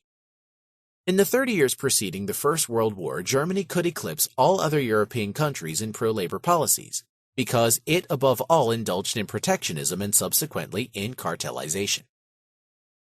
When later, in the course of the Depression of 1929 and the following years, unemployment figures went up conspicuously because trade unions would not accept a reduction of boom wage rates, the comparatively mild tariff protectionism turned into the hyper-protectionist policies of the quota system, monetary devaluation, and foreign exchange control. At that time, Germany was no longer ahead in pro-labor policies. Other countries had surpassed it. Great Britain, once the champion of free trade, adopted the German idea of social protection. So did all other countries. Up-to-date hyper-protectionism is the corollary of present-day Sozialpolitik. There cannot be any doubt that for nearly 60 years Germany set the example in Europe, both of Sozialpolitik and of protectionism. But the problems involved are not Germany's problems alone. The most advanced countries of Europe have poor domestic resources. They are comparatively overpopulated. They are in a very unlucky position indeed in the present trend toward autarky, migration barriers, and expropriation of foreign investments. Insulation means for them a severe fall in standards of living. After the present war, Great Britain, with its foreign assets gone, will be in the same position as Germany. The same will be true for Italy, Belgium, Switzerland. Perhaps France is better off because it has long had a low birth rate. But even the smaller, predominantly agricultural countries of the European East are in a critical position. How should they pay for imports of cotton, coffee, various minerals, and so on? Their soil is much poorer than that of Canada or the American wheat belt. Its products cannot compete on the world market. Thus, the problem is not a German one. It is a European problem. It is a German problem only to the extent that the Germans tried, in vain, to solve it by war and conquest. Part 4. Ataism and Nationalism. Part 1. The Principle of Nationality. In the early 19th century, the political vocabulary of the citizens of the United Kingdom of Great Britain and Ireland did not differentiate between the concepts state, people, and nation. The conquest, which expanded the realm and brought countries and their inhabitants into subjection, did not alter the size of the nation and the state. These annexed areas, as well as the overseas settlements of British subjects, remained outside the state and the nation. They were property of the Crown under the control of Parliament. The nation and the people were the citizens of the three kingdoms, England, Scotland, and Ireland. England and Scotland had formed a union in 1707. In 1801, Ireland joined this union. There was no intention of incorporating into this body the citizens settled beyond the sea in North America. Every colony had its own parliament and its own local government. When the Parliament of Westminster attempted to include in its jurisdiction the colonies of New England and those south of New England, it kindled the conflict which resulted in American independence. In the Declaration of Independence, the 13 colonies call themselves a people different from the people represented in the Parliament at Westminster. The individual colonies, having proclaimed their right to independence, formed a political union and thus gave to the new nation, set up by nature and by history, an adequate political organization. Even at the time of the American conflict, British liberals sympathized with the aims of the colonists. In the course of the 19th century, Great Britain fully recognized the right of the white settlers in overseas possessions to establish autonomous governments. The citizens of the dominions are not members of the British nation. They form nations of their own with all the rights to which civilized peoples are entitled. There has been no effort to expand the territory from which members are returned to the Parliament of Westminster. If autonomy is granted to a part of the empire, that part becomes a state with its own constitution. The size of the territory whose citizens are represented in the Parliament at London has not expanded since 1801. It was narrowed by the founding of the Irish Free State. For the French revolutionists, the terms state, nation, and people were also identical. France was for them the country within the historical frontiers. Foreign enclaves like Papal Avignon and the possessions of German princes were, according to natural law, parts of France and therefore to be reunited. The victorious wars of the Revolution and of Napoleon I temporarily relegated these notions to oblivion. But after 1815 they were restored to their previous meaning. France is the country within the frontiers fixed by the Congress of Vienna. Napoleon III later incorporated into this realm Savoy and Nice, districts with French-speaking inhabitants for whom there was no longer room left in the new Italian kingdom, in which the state of Savoy-Piedmont-Sardinia had been merged. The French were not enthusiastic about this expansion of their country. The new districts were slow to be assimilated to the French Commonwealth. The plans of Napoleon III to acquire Belgium, Luxembourg, and the left bank of the Rhine were not popular in France. The French do not consider the Walloons or the French-speaking Swiss or Canadians members of their nation or people. They are, in their eyes, French-speaking foreigners, good old friends, but not Frenchmen. It was different with the German and Italian liberals. The states which they wanted to reform were products of dynastic warfare and intermarriage. They could not be considered natural entities. It would have been paradoxical indeed to destroy the despotism of the Prince of Rus-sur-Branche in order to establish a democratic government in the scattered territories owned by that potentate. The subject of such princelings did not consider themselves Russians of the junior branch or Saxe-Weimar-Eisenachians, but Germans. They did not aim at a liberal Schaumburg-Lippe. They wanted a liberal Germany. It was the same in Italy. The Italian liberals did not fight for a free state of Parma or of Tuscany, but for a free Italy. As soon as liberalism reached Germany and Italy, the problem of the extent of the state and its boundaries was raised. Its solution seemed easy. The nation is the community of all people speaking the same language. The state's frontiers should coincide with the linguistic demarcations. Germany is the country inhabited by German-speaking people. Italy is the land of the people using the Italian idiom. The old border lines drawn by the intrigues of dynasties were doomed to disappear. Thus, the right of self-determination and of government by the people, as expounded by Western liberalism, becomes transformed into the principle of nationality as soon as liberalism becomes a political factor in Central Europe. The political terminology begins to differentiate between state and nation, people. The people, the nation, are all men speaking the same idiom. Nationality means community of language. According to these ideas, every nation should form an independent state, including all members of the nation. When this has one day been achieved, there will be no more wars. The princes fight each other because they wish to increase their power and wealth by conquest. No such motives are present with nations. The extent of a nation's territory is determined by nature. The national boundaries are the linguistic boundaries. No conquest can make a nation bigger, richer, or more powerful. The principle of nationality is the golden rule of international law which will bring undisturbed peace to Europe.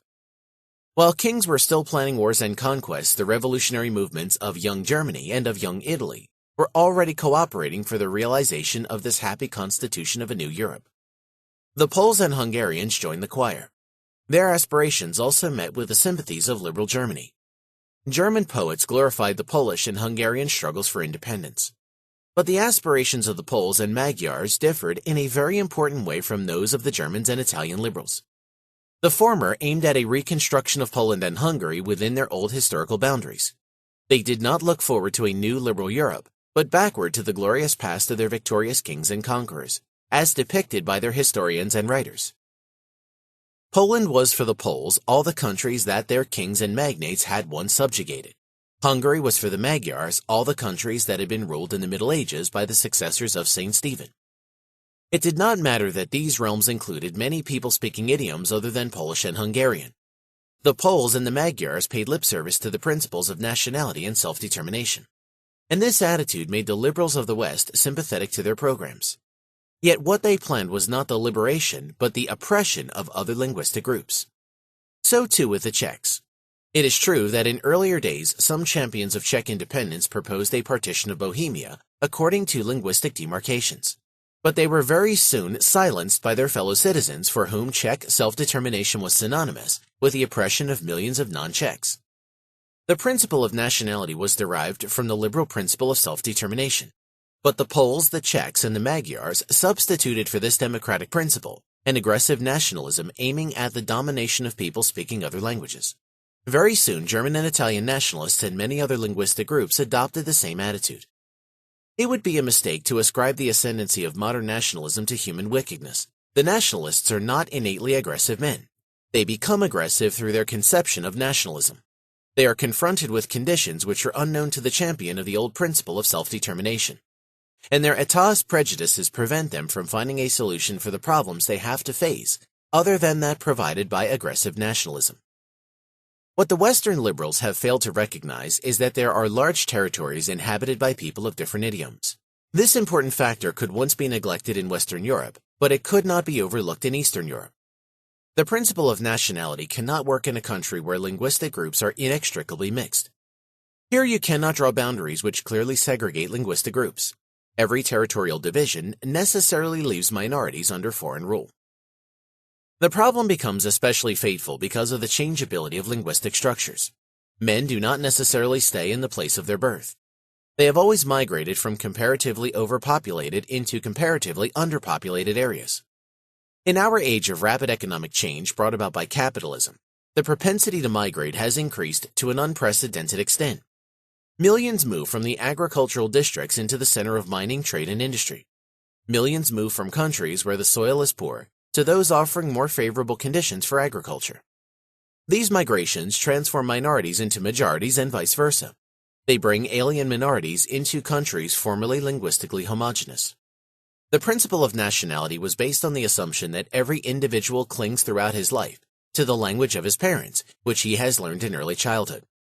This too is an error. Men can change their language in the course of their life. They can daily and habitually speak a language other than that of their parents. Linguistic assimilation is not always the spontaneous outcome of the conditions under which the individual lives. It is caused not only by environment and cultural factors. Governments can encourage it or even achieve it by compulsion. It is an illusion to believe that language is a non-arbitrary criterion for an impartial delimitation of boundaries. The state can, under certain conditions, influence the linguistic character of its citizens. The main tool of compulsory denationalization and assimilation is education. Western Europe developed the system of obligatory public education. It came to Eastern Europe as an achievement of Western civilization. But in the linguistically mixed territories, it turned into a dreadful weapon in the hands of governments determined to change the linguistic allegiance of their subjects. The philanthropists and pedagogues of England who advocated public education did not foresee what waves of hatred and resentment would rise out of this institution. But the school is not the only instrument of linguistic oppression and tyranny. Etatism puts 100 more weapons in the hands of the state. Every act of the government, which can and must be done by administrative discretion with regard to the special merits of each case, can be used for the achievement of the government's political aims. The members of the linguistic minority are treated like foes or like outlaws. They apply in vain for licenses, for foreign exchange under a system of foreign exchange control, or for import licenses under a quota system. Their shops and plants, their clubhouses, school buildings, and assembly halls are closed by the police because they allegedly do not comply with the rules of the building code or with the regulations for preventing fires. Their sons somehow fail to pass the examinations for civil service jobs. Protection is denied to their property, persons, and lives when they are attacked by armed gangs of zealous members of the ruling linguistic group. They cannot even undertake to defend themselves. The licenses required for the possession of arms are denied to them. The tax collectors always find that they owe the Treasury much more than the amount shown on the returns they have filed. All this indicates clearly why the attempts of the Covenant of the League of Nations to protect minorities by international law and international tribunals were doomed to failure. A law cannot protect anybody against measures dictated by alleged considerations of economic expediency. All sorts of government interference in business, in the countries inhabited by different linguistic groups, are used for the purpose of injuring the pariahs. Custom tariffs, taxations, foreign exchange regulations, subsidies, labor legislation, and so on may be utilized for discrimination, even though this cannot be proved in court procedure. The government can always explain these measures as being dictated by purely economic considerations. With the aid of such measures, life for the undesirables, without formal violation of legal equality, can be made unbearable. In an age of interventionism and socialism, there is no legal protection available against an ill-intentioned government. Every government interference with business becomes an act of national warfare against the members of the persecuted linguistic groups. With the progress of Etatism, the antagonism between the linguistic groups becomes more bitter and more implacable. Thus, the meaning of the concepts of Western political terminology underwent a radical change in Central and Eastern Europe. The people differentiate between the good state and the bad state. They worship the state as do all other Etaists, but they mean only the good state, i.e. the state in which their own linguistic group dominates. For them, this state is God. The other states in which their own linguistic group does not dominate are, in their opinion, devils. Their concept of fellow citizens includes all people speaking their own language, all Volksgenossen, as the Germans say, without any regard to the country where they live. It does not include citizens of their own state who happen to speak another language. These are foes and barbarians. The Volksgenossen living under a foreign yoke must be freed. They are the irredenta, the unredeemed people. And every means is believed right and fair if it can accelerate the coming of the day of redemption. Fraud, felonious assault, and murder are noble virtues if they serve the cause of irredentism. The war for the liberation of the Volksgenossen is a just war. The greatness of the linguistic group and the glory of the right and true state are the supreme criteria of morality. There is but one thing that counts, their own linguistic group. The community of men speaking the same language, the Volksgemeinschaft. Part 2. The Linguistic Group. Economists, sociologists, and historians have provided us with different definitions of the term nation. But we are not interested here in what meaning social science ought to attach to it. We are inquiring what meaning the European supporters of the principle of nationality attach to the concepts nation and nationality. It is important to establish the way in which these terms are used in the vocabulary of present-day political action and the role they play in actual life and in contemporary conflicts. The principle of nationality is unknown to American or Australian politics. When the Americans freed themselves from the rule of Great Britain, Spain, and Portugal, their aim was self-determination, not the establishment of national states in the sense that the principle of nationality gives to the term nation. Linguistically, they resemble the old countries overseas from which their ancestors once came to America. The people who now form the United States of America did not want to annex English-speaking Canada, nor did the French-speaking Canadians who opposed the British system of administration fight for a French-speaking state. Both linguistic groups cooperate in a more or less peaceful way within the Dominion of Canada. There is no irredenta. Latin America is also free from linguistic problems. What separates Argentina from Chile or Guatemala from Mexico is not the idiom. There are many racial, social, political, and even religious conflicts in the Western Hemisphere too. But in the past, no serious linguistic problem has troubled American political life. Neither are there any grave linguistic antagonisms in present-day Asia. India is linguistically not homogeneous, but the religious discrepancy between Hinduism and Islam is much more important there than the problem of idioms. Conditions may perhaps soon change. But at the present moment, the principle of nationality is more or less a European concept. It is the main political problem of Europe. According to the principle of nationality, then, every linguistic group must form an independent state, and this state must embrace all people speaking this language. The prestige of this principle is so great that a group of men who for some reason wish to form a state of their own, which would otherwise not conform to the principle of nationality, are eager to change their language in order to justify their aspirations in the light of this principle. The Norwegians now speak and write an idiom that is almost identical with that of Denmark, but they are not prepared to renounce their political independence. To provide linguistic support for their political program, eminent Norwegians have wanted to create a language of their own, to form out of their local dialects a new language, something like a return to the Old Norse used up to the 15th century. The greatest Norwegian writer, Henrik Ibsen, considered these endeavors lunacy and scorned them as such in pure gin. The people of Ireland speak and write English.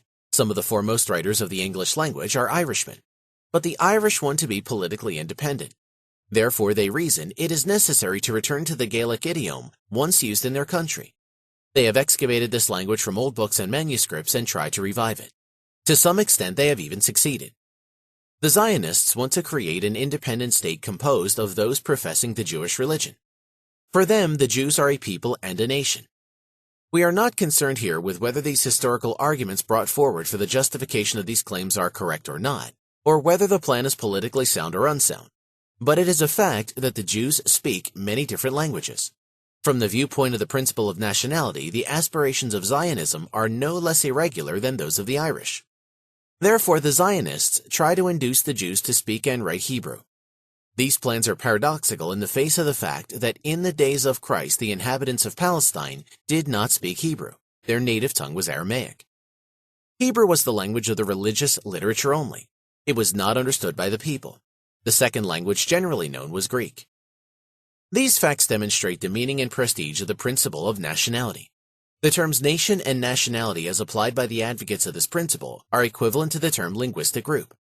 The terms used in the Habsburg Empire for these conflicts were die Nationalfrage, the national question, and synonymously die Sprachenfrage, the linguistic problem, Nationalkampf, national struggles, and synonymously Sprachenkampf, linguistic struggles.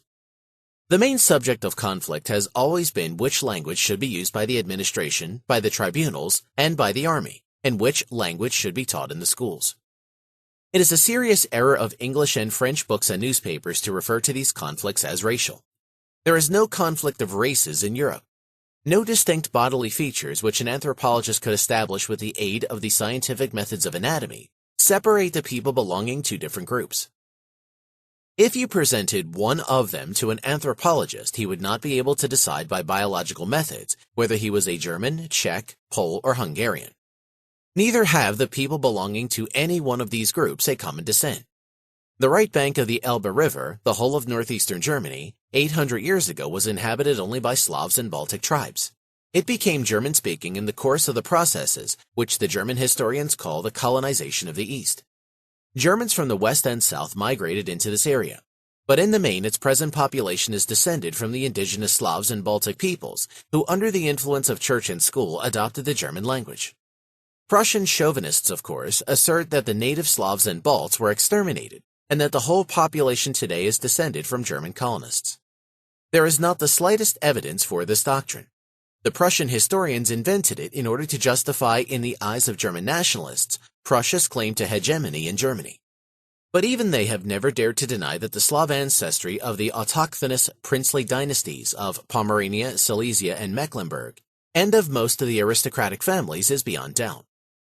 Queen Louise of Prussia, whom all German nationalists consider the paragon of German womanhood, was a scion of the ducal house of Mecklenburg, whose original Slav character has never been contested. Many noble families of the German Northeast can be traced back to Slav ancestors. The genealogical trees of the middle classes and the peasantry, of course, cannot be established as far back as those of the nobility. This alone explains why the proof of Slav origin cannot be provided for them. It is indeed paradoxical to assume that the Slavonic princes and knights should have exterminated their Slav serfs in order to settle their villages with imported German serfs. Shifting from one of these linguistic groups to another occurred not only in earlier days. It happened, and happens so frequently that nobody remarks upon it.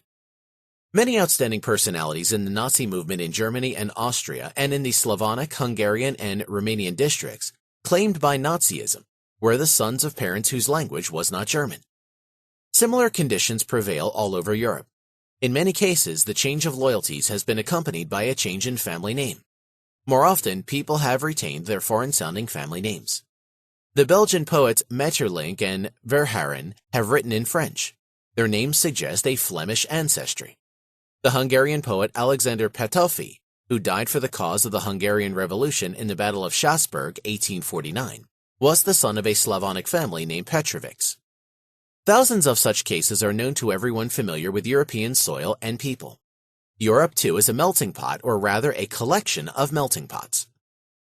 Whenever the question is raised whether a group must be considered a distinct nation and therefore entitled to claim political autonomy, the issue is whether the idiom involved is a distinct language or only a dialect. The Russians maintain that the Ukrainian or Ruthenian idiom is a dialect, like Plattdeutsch in northern Germany or Provençal in southern France. The Czechs use the same argument against the political aspirations of the Slovaks, and the Italians against the Rhaeto-Romanic idiom. Only a few years ago, the Swiss government gave the Romansh the legal status of a national language. Many Nazis declare that Dutch is not a language but a German dialect, a Platt which has arrogated to itself the status of a language. The principle of nationality has been late in penetrating into the political thought of Switzerland. There are two reasons why Switzerland has up to now successfully resisted its disintegrating power. The first factor is the quality of the three main languages of Switzerland: German, French, and Italian. For every inhabitant of continental Europe, it is a great advantage to learn one of these languages. If a German Swiss acquires command of French or Italian, he not only becomes better equipped for business life, but gains access to one of the great literatures of the world. It is the same for the French Swiss and for the Italian Swiss when learning Italian or German. The Swiss, therefore, do not object to a bilingual education. They consider it a great help for their children to know one or both of the two other main languages of the country. But what gain can a French Belgian derive from a knowledge of Flemish, a Slovak from a knowledge of Hungarian, or a Hungarian from a knowledge of Romanian? It is almost indispensable for an educated Pole or Czech to know German, but for a German it is a waste of time to learn Czech or Polish. This explains why the educational problem is of minor importance under the linguistic conditions of Switzerland. The second factor is the political structure. The countries of Eastern Europe were never liberal. They jumped from monarchical absolutism directly into étatism. Since the 1850s, they have clung to the policy of interventionism, which only in the last decades has overwhelmed the West. Their intransigent economic nationalism is a consequence of their étatism. But on the eve of the First World War, Switzerland was still a predominantly liberal country. Since then, it has turned more and more to interventionism. And as that spread, the linguistic problem has become more serious. There is Italian irredentism in the Ticino. There is a pro-Nazi party in the German-speaking parts, and there are French nationalists in the southwest. A victory of the Allied democracies will doubtless stop these movements, but in that case, Switzerland's integrity will be safeguarded by the same factor to which it owed its origin and its maintenance in the past, namely the political conditions of its neighbor countries. There is one instance in continental Europe in which the characteristic feature that separates two nations is not language, but religion and the alphabetical types used in writing and printing. The Serbs and the Croats speak the same idiom, but while the Serbs use the Cyrillic alphabet, the Croats use the Roman. The Serbs adhere to the Orthodox creed of the Oriental Church. The Croats are Roman Catholics. It must be emphasized again and again that racism and considerations of racial purity and solidarity play no role in these European struggles of linguistic groups. It is true that the nationalists often resort to race and common descent as catchwords, but that is mere propaganda without any practical effect on policies and political actions. On the contrary, the nationalists consciously and purposely reject racism and racial characteristics of individuals when dealing with political problems and activities. The German racists have provided us with an image of the prototype of the noble German or Aryan hero, and with a biologically exact description of his bodily features. Every German is familiar with his archetype, and most of them are convinced that this portrait is correct. But no German nationalist has ever ventured to use this pattern to draw the distinction between Germans and non-Germans. The criterion of Germanism is found not in a likeness to the standard, but in the German tongue. Breaking up the German-speaking group according to racial characteristics would result in eliminating at least 80% of the German people from the ranks of the Germans. Neither Hitler nor Goebbels nor most of the other champions of German nationalism fit the Aryan prototype of the racial myth. The Hungarians are proud to be the descendants of a Mongolian tribe, which in the early Middle Ages conquered the country they call Hungary. The Romanians boast their descent from Roman colonists. The Greeks consider themselves scions of the ancient Greeks. Historians are rather skeptical in regard to these claims. The modern political nationalism of these nations ignores them. It finds the practical criterion of the nation in the language instead of in racial characteristics or in the proof of descent from the alleged ancestry. Part 3. Liberalism and the Principle of Nationality. The foes of liberalism have failed in their endeavors to disprove liberalism's teaching concerning the value of capitalism in democratic government. Have they succeeded better in criticizing the third part of the liberal program, namely the proposals for peaceful cooperation among different nations and states? In answering this question, we must emphasize again that the principles of nationality does not represent the liberal solution of the international problem. The liberals urged self-determination. The principle of nationality is an outcome of the interpretation which people in Central and Eastern Europe, who never fully grasped the meaning of liberal ideas, gave to the principle of self-determination. It is a distortion, not a perfection, of liberal thought. We have already shown that the Anglo-Saxon and the French fathers of liberal ideas did not recognize the problems involved. When these problems became visible, the old liberalism's creative period had already been brought to an end. The great champions were gone. Epigons, unable successfully to combat the growing socialist and interventionist tendencies, filled the stage. These men lacked the strength to deal with new problems. Yet the Indian summer of the old classical liberalism produced one document worthy of the great tradition of French liberalism. Ernest Renan, it is true, cannot really be considered a liberal. He made concessions to socialism because his grasp of economic theories was rather poor. He was consequently too accommodating to the anti-democratic prejudices of his age. But his famous letter Qu'est-ce qu'une nation, delivered in the Sorbonne on March 11, 1882, is thoroughly inspired by liberal thought. It was the last word spoken by the older Western liberalism on the problems of state and nation. For a correct understanding of Renan's ideas, it is necessary to remember that for the French, as for the English, the terms nation and state are synonymous. When Renan asks, what is a nation, he means, what should determine the boundaries of the various states? And his answer is, not the linguistic community, not the racial kinship founded on parentage from common ancestors, not religious congeniality, not the harmony of economic interests, not geographical or strategical considerations, but the right of the population to determine its own destiny. The nation is the outcome of the will of human beings to live together in one state. The greater part of the lecture is devoted to showing how the spirit of nationality originates. The nation is a soul, a moral principle. Un principe spirituel. A nation, says Renan, daily confirms its existence by manifesting its will to political cooperation within the same state, a daily repeated plebiscite, as it were. A nation, therefore, has no right to say to a province, you belong to me. I want to take you. A province consists of its inhabitants. If anybody has a right to be heard in this case, it is these inhabitants. Boundary disputes should be settled by plebiscite. It is important to realize how this interpretation of the right of self-determination differs from the principle of nationality. The right of self-determination which Renan has in mind is not a right of linguistic groups but of individual men. It is derived from the rights of man. Man belongs neither to his language nor to his race, he belongs to himself. Seen from the point of view of the principle of nationality, the existence of states like Switzerland, composed of people of different languages, is as anomalous as the fact that the Anglo-Saxons and the French are not eager to unite into one state, all the people speaking their own language. For Renan, there is nothing irregular in these facts. More noteworthy than what Renan says is what he does not say. Renan sees neither the fact of linguistic minorities nor that of linguistic changes. Consult the people, let them decide. All right.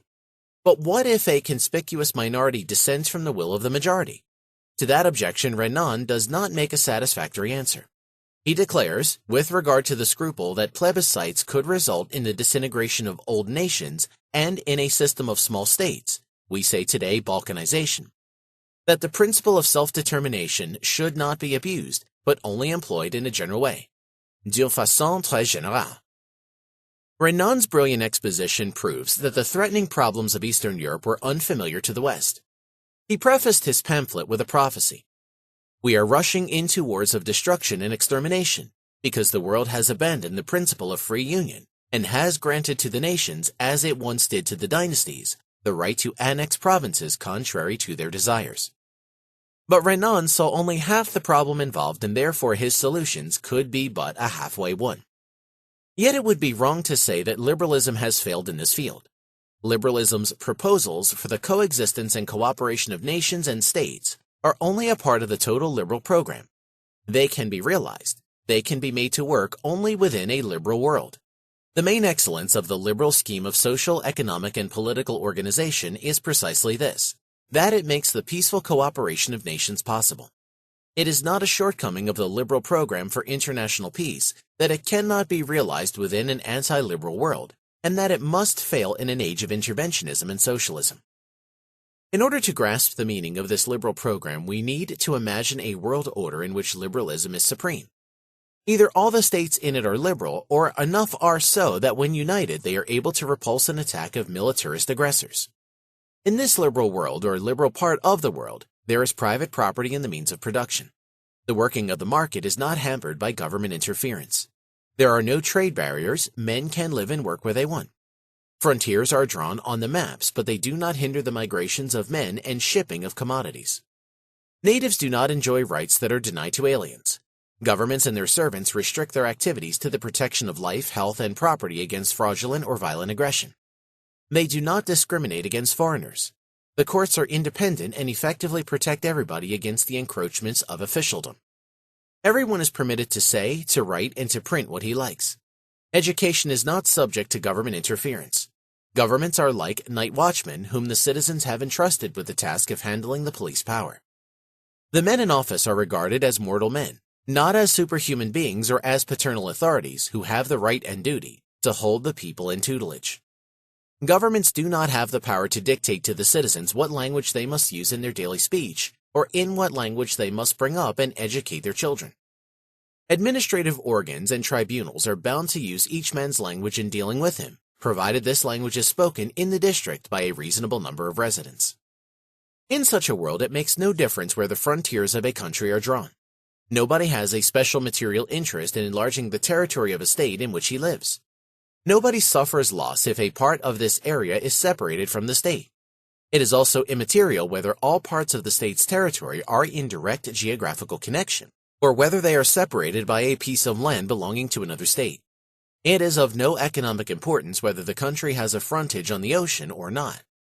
In such a world, the people of every village or district could decide by plebiscite to which state they want to belong. There would be no more wars because there would be no incentive for aggression. War would not pay. Armies and navies would be superfluous. Policemen would suffice for the fight against crime. In such a world, the state is not a metaphysical entity, but simply the producer of security and peace. It is the night watchman, as Lassalle contemptuously dubbed it, but it fulfills this task in a satisfactory way. The citizen's sleep is not disturbed, bombs do not destroy his home, and if somebody knocks at his door late at night, it is certainly neither the Gestapo nor the OGPU. The reality in which we have to live differs very much from this perfect world of ideal liberalism. But this is due only to the fact that men have rejected liberalism for ataism. They have burdened the state, which could be a more or less efficient night watchman, with a multitude of other duties. Neither nature nor the working of forces beyond human control, nor inevitable necessity has led to ataism, but the acts of men. Entangled by dialectic fallacies and fantastic illusions, blindly believing in erroneous doctrines, biased by envy and insatiable greed, men have derided capitalism and have substituted for it an order engendering conflicts for which no peaceful solution can be found. Part 4. Aggressive Nationalism. Ataism, whether interventionism or socialism, must lead to conflict, war, and totalitarian oppression of large populations. The right and true state under ataism is the state in which I or my friends, speaking my language and sharing my opinions, are supreme. All other states are spurious. One cannot deny that they too exist in this imperfect world, but they are enemies of my state, of the only righteous state, even if the state does not yet exist outside of my dreams and wishes. Our German Nazi state, says Stetting, is the Reich. The other states are deviations from it. Politics, says the foremost Nazi jurist Carl Schmitt, is the discrimination between friend and foe. In order to understand these doctrines, we must look first at the liberal attitude toward the problem of linguistic antagonisms. He who lives as a member of a linguistic minority within a community where another linguistic group forms the majority is deprived of the means of influencing the country's politics. We are not considering the special case in which such a linguistic minority occupies a privileged position and oppresses the majority, as, for example, the German-speaking aristocracy in the Baltic duchies in the years preceding the Russianization of these provinces. Within a democratic community, public opinion determines the outcome of elections and thereby the political decisions. Whoever wants to make his ideas prevalent in political life must try to influence public opinion through speech and writing. If he succeeds in convincing his fellow citizens, his ideas obtain support and persist. In this struggle of ideas, linguistic minorities cannot take part. They are voiceless spectators of the political debates out of which the deciding vote emerges. They cannot participate in the discussions and negotiations, but the result determines their fate too. For them, democracy does not mean self-determination. Other people control them. They are second-class citizens. This is the reason why men in a democratic world consider it a disadvantage to be members of a linguistic minority. It explains at the same time why there were no linguistic conflicts in earlier ages, where there was no democracy. In this age of democracy, people in the main prefer to live in a community where they speak the same language as the majority of their fellow citizens. Therefore, in plebiscites concerning the question to which state a province should belong, people, as a rule but not always, vote in favor of the country where they will not be members of a linguistic minority. But the recognition of this fact by no means leads liberalism to the principle of nationality. Liberalism does not say, every linguistic group should form one state and one state only, and each single man belonging to this group should, if at all possible, belong to the state. Neither does it say, no state should include people of several linguistic groups. Liberalism postulates self-determination. That men in the exercise of this right allow themselves to be guided by linguistic considerations is for liberalism simply a fact, not a principle or a moral law. If men decide in another way, which was the case, for example, with the German-speaking Alsatians, that is their own concern. Such a decision, too, must be respected. But it is different in our age of ataism. The État state must necessarily extend its territory to the utmost. The benefits it can grant to its citizens increase in proportion to its territory. Everything that the interventionist state can be provided more abundantly by the larger state than by the smaller one. Privileges become more valuable the larger the territory in which they are valid. The essence of Étatism is to take from one group in order to give to another. The more it can take, the more it can give. It is to the interest of those whom the government wishes to favor that their state become as large as possible. The policy of territorial expansion becomes popular. The people, as well as the governments, become eager for conquest. Every pretext for aggression is deemed right. Men then recognize but one argument in favor of peace, that the prospective adversary is strong enough to defeat their attack. Woe to the weak. The domestic policies of a nationalist state are inspired by the aim of improving the conditions of some group of citizens by inflicting evils on foreigners and those citizens who use a foreign language. In foreign policy, economic nationalism means discrimination against foreigners. In domestic policy, it means discrimination against citizens speaking a language which is not that of the ruling group. These pariahs are not always minority groups in a technical sense. The German-speaking people of Meran, Bozen, and Brixen are majorities in their districts. They are minorities only because their country has been annexed by Italy. The same is true for the Germans of the Egerland, for the Ukrainians in Poland, the Magyars of the Zelker district in Transylvania, the Slovenes in Italian-occupied Carniola. He who speaks a foreign mother tongue in a state where another language predominates is an outcast to whom the rights of citizens are virtually denied. The best example of the political consequences of this aggressive nationalism is provided by conditions in Eastern Europe. If you ask representatives of the linguistic group of Eastern Europe what they consider would be a fair determination of their national states, and if you mark these boundaries on a map, you will discover that the greater part of this territory is claimed by at least two nations, and not a negligible part by three or even more. Every linguistic group defends its claims with linguistic, racial, historical, geographical, strategic, economic, social, and religious arguments. No nation is prepared sincerely to renounce the least of its claims for reasons of expediency. Every nation is ready to resort to arms to satisfy its pretensions. Every linguistic group, therefore, considers its immediate neighbors mortal enemies and relies on its neighbors' neighbors for armed support of its own territorial claims against the common foe.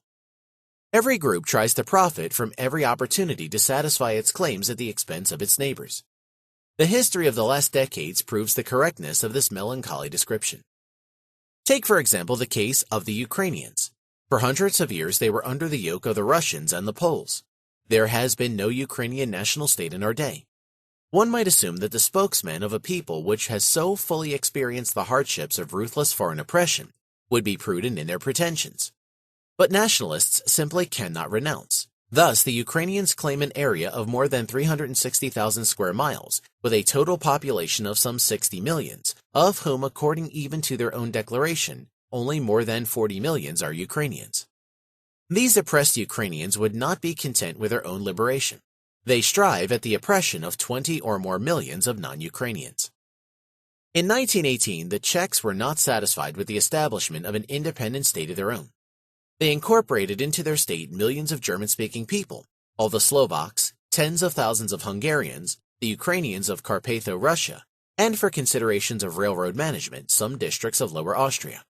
And what a spectacle was the Polish Republic, which, in the 21 years of its independence, tried to rob violently three of its neighbors, Russia, Lithuania, and Czechoslovakia, of a part of their territories.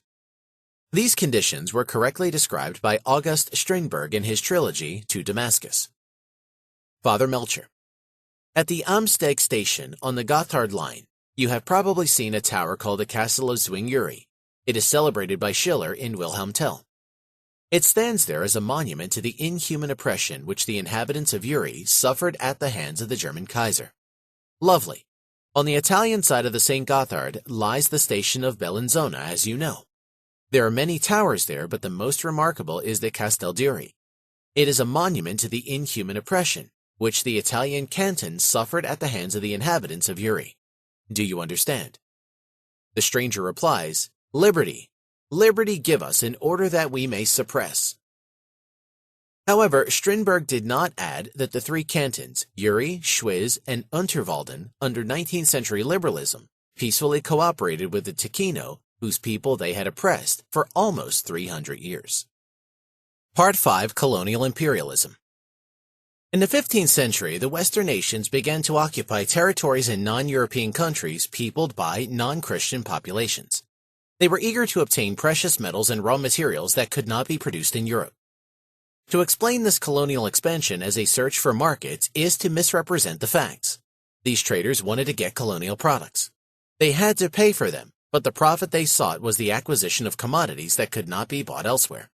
As businessmen, they were not so foolish as to believe in the absurd teaching of mercantilism, old and new, that the advantage derived from foreign trade lies in exporting and not in importing. They were so little concerned about exporting that they were glad when they could obtain the goods they wanted without any payment at all. They were often more pirates and slaves than merchants. They had no moral inhibitions in their dealings with the heathen. It was not in the plans of the kings and royal merchants who inaugurated European overseas expansion to settle European farmers in the occupied territories.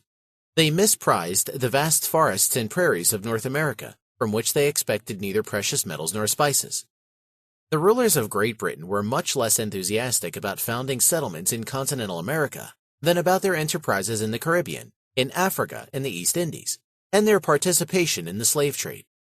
The colonists, not the British government, built up the English-speaking communities in America and later in Canada, in Australia, New Zealand, and South Africa. The colonial expansion of the 19th century was very different from that of the preceding centuries. It was motivated solely by considerations of national glory and pride. The French officers, poets, and after-dinner speakers, not the rest of the nation, suffered deeply from the inferiority complex which the battles of Leipzig and Waterloo, and later those of Metz and Sedan, left with them. They thirsted for glory and fame, and they could quench their thirst neither in liberal Europe nor in an America sheltered by the Monroe Doctrine. It was the great comfort of Louis Philippe that his sons and his generals could reap laurels in Algeria. The Third Republic conquered Tunis, Morocco, Madagascar, and Tonkin in order to re-establish the moral equilibrium of its army and navy. The inferiority complex of Custozza and Lizza drove Italy to Abyssinia, and the inferiority complex of Adua to Tripoli. One of the important motives that made Germany embark on colonial conquests was the turbulent ambition of shabby adventurers like Dr. Karl Peters. There were other cases too. King Leopold II of Belgium and Cecil Rhodes were belated conquistadors. But the main incentive of modern colonial conquest was the desire for military glory. The defenselessness of the poor aborigines, whose main weapons were the dreariness and impassableness of their countries, was too tempting. It was easy and not dangerous to defeat them and to return home a hero. The modern world's paramount colonial power was Great Britain. Its East India Empire surpassed by far the colonial possessions of all other European nations. In the 1820s, it was virtually the only colonial power. Spain and Portugal had lost almost their entire overseas territories. The French and the Dutch retained at the end of the Napoleonic Wars as much as the British were willing to leave them. Their colonial rule was at the mercy of the British Navy. But British liberalism has fundamentally reformed the meaning of colonial imperialism.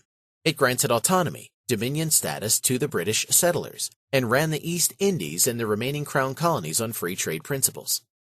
Long before the Covenant of the League of Nations created the concept of mandates, Great Britain acted virtually as mandatory of European civilization in countries whose population was, as the Britons believed, not qualified for independence. The main blame which can be laid on British East Indian policies is that they respected too much some native customs, that, for example, they were slow to improve the lot of the untouchables. But for the English, there would be no India today, only a conglomeration of tyrannically misruled petty principalities, fighting each other on various pretexts. There would be anarchy, famines, and epidemics. The men who represented Europe in the colonies were seldom proof against the specific moral dangers of the exalted positions they occupied among backward populations. Their snobbishness poisoned their personal contact with the natives. The marvelous achievements of the British administration in India were overshadowed by the vain arrogance and stupid race pride of the white man. Asia is in open revolt against the gentlemen for whom socially there was but little difference between a dog and a native.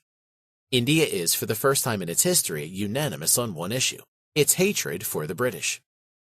This resentment is so strong that it has blinded for some time even those parts of the population who know very well that Indian independence will bring them disaster and oppression. The 80 millions of Muslims, the 40 millions of untouchables, the many millions of Sikhs, Buddhists, and Indian Christians. It is a tragic situation and a menace to the cause of the United Nations. But it is at the same time the manifest failure of the greatest experiment in benevolent absolutism ever put to work. Great Britain did not, in the last decades, seriously oppose the step-by-step liberation of India. It did not hinder the establishment of an Indian protectionist system, whose foremost aim is to lock out British manufactures. It connived at the development of an Indian monetary and fiscal system which sooner or later will result in a virtual annulment of British investments and other claims. The only task of the British administration in India in these last years has been to prevent the various political parties, religious groups, races, linguistic groups, and castes from fighting one another. But the Hindus do not long for British benefits. British colonial expansion did not stop in the last 60 years, but it was an expansion forced upon Great Britain by other nations' lusts of conquest. Every annexation of a piece of land by France, Germany, or Italy curtailed the market for the products of all other nations. The British were committed to the principles of free trade and had no desire to exclude other people. But they had to take over large blocks of territory, if only to prevent them from falling into the hands of exclusive rivals. It was not their fault that under the conditions brought about by the French, German, Italian, and Russian colonial methods, only political control could adequately safeguard trade. It is a Marxian invention that the 19th century colonial expansion of the European powers was engendered by the economic interests of the pressure groups of finance and business. There have been some cases where governments acted on behalf of their citizens who had made foreign investments. The purpose was to protect them against expropriation or default. But historical research has brought evidence that the initiative for the great colonial projects came not from finance and business but from the governments. The alleged economic interest was a mere blind. The root cause of the Russo-Japanese War of 1904 was not the desire of the Russian government to safeguard the interests of a group of investors who wanted to exploit the Yalu timber estates. On the contrary, because the government needed a pretext for intervention, it deployed a fighting vanguard disguised as lumbermen. The Italian government did not conquer Tripoli on behalf of the Banco di Roma. The bank went to Tripoli because the government wanted it to pave the way for conquest. The bank's decision to invest in Tripoli was the result of an incentive offered by the Italian government, the privilege of rediscount facilities at the Bank of Italy, and further compensation in the form of a subsidy to its navigation service. The Banco di Roma did not like the risky investment from which at best but very poor returns could be expected. The German Reich did not care a whit for the interests of the Mannesmans in Morocco. It used the case of this unimportant German firm as a lame excuse for its aspirations. German big business and finance were not at all interested. The Foreign Office tried in vain to induce them to invest in Morocco. As soon as you mention Morocco, said the German Secretary for Foreign Affairs, Herr von Richthofen, the banks all go on strike, every last one of them. At the outbreak of the First World War, a total of less than 25,000 Germans, most of them soldiers and civil servants and their families, lived in the German colonies. The trade of the mother country with its colonies was negligible. It was less than 0.5% of Germany's total foreign trade. Italy, the most aggressive colonial power, lacked the capital to develop its domestic resources. Its investments in Tripoli and in Ethiopia perceptibly increased the capital shortage at home. The most modern pretense for colonial conquest is considered in the slogan raw materials. Hitler and Mussolini tried to justify their plans by pointing out that the natural resources of the earth were not fairly distributed. As have-nots, they were eager to get their fair share from those nations, which had more than they should have had. How could they be branded aggressors when they wanted nothing but what was, in virtue of natural and divine right, their own? In the world of capitalism, raw materials can be bought and sold like all other commodities. It does not matter whether they have to be imported from abroad or bought at home. It is of no advantage for an English buyer of Australian wool that Australia is a part of the British Empire. He must pay the same price that his Italian or German competitor pays.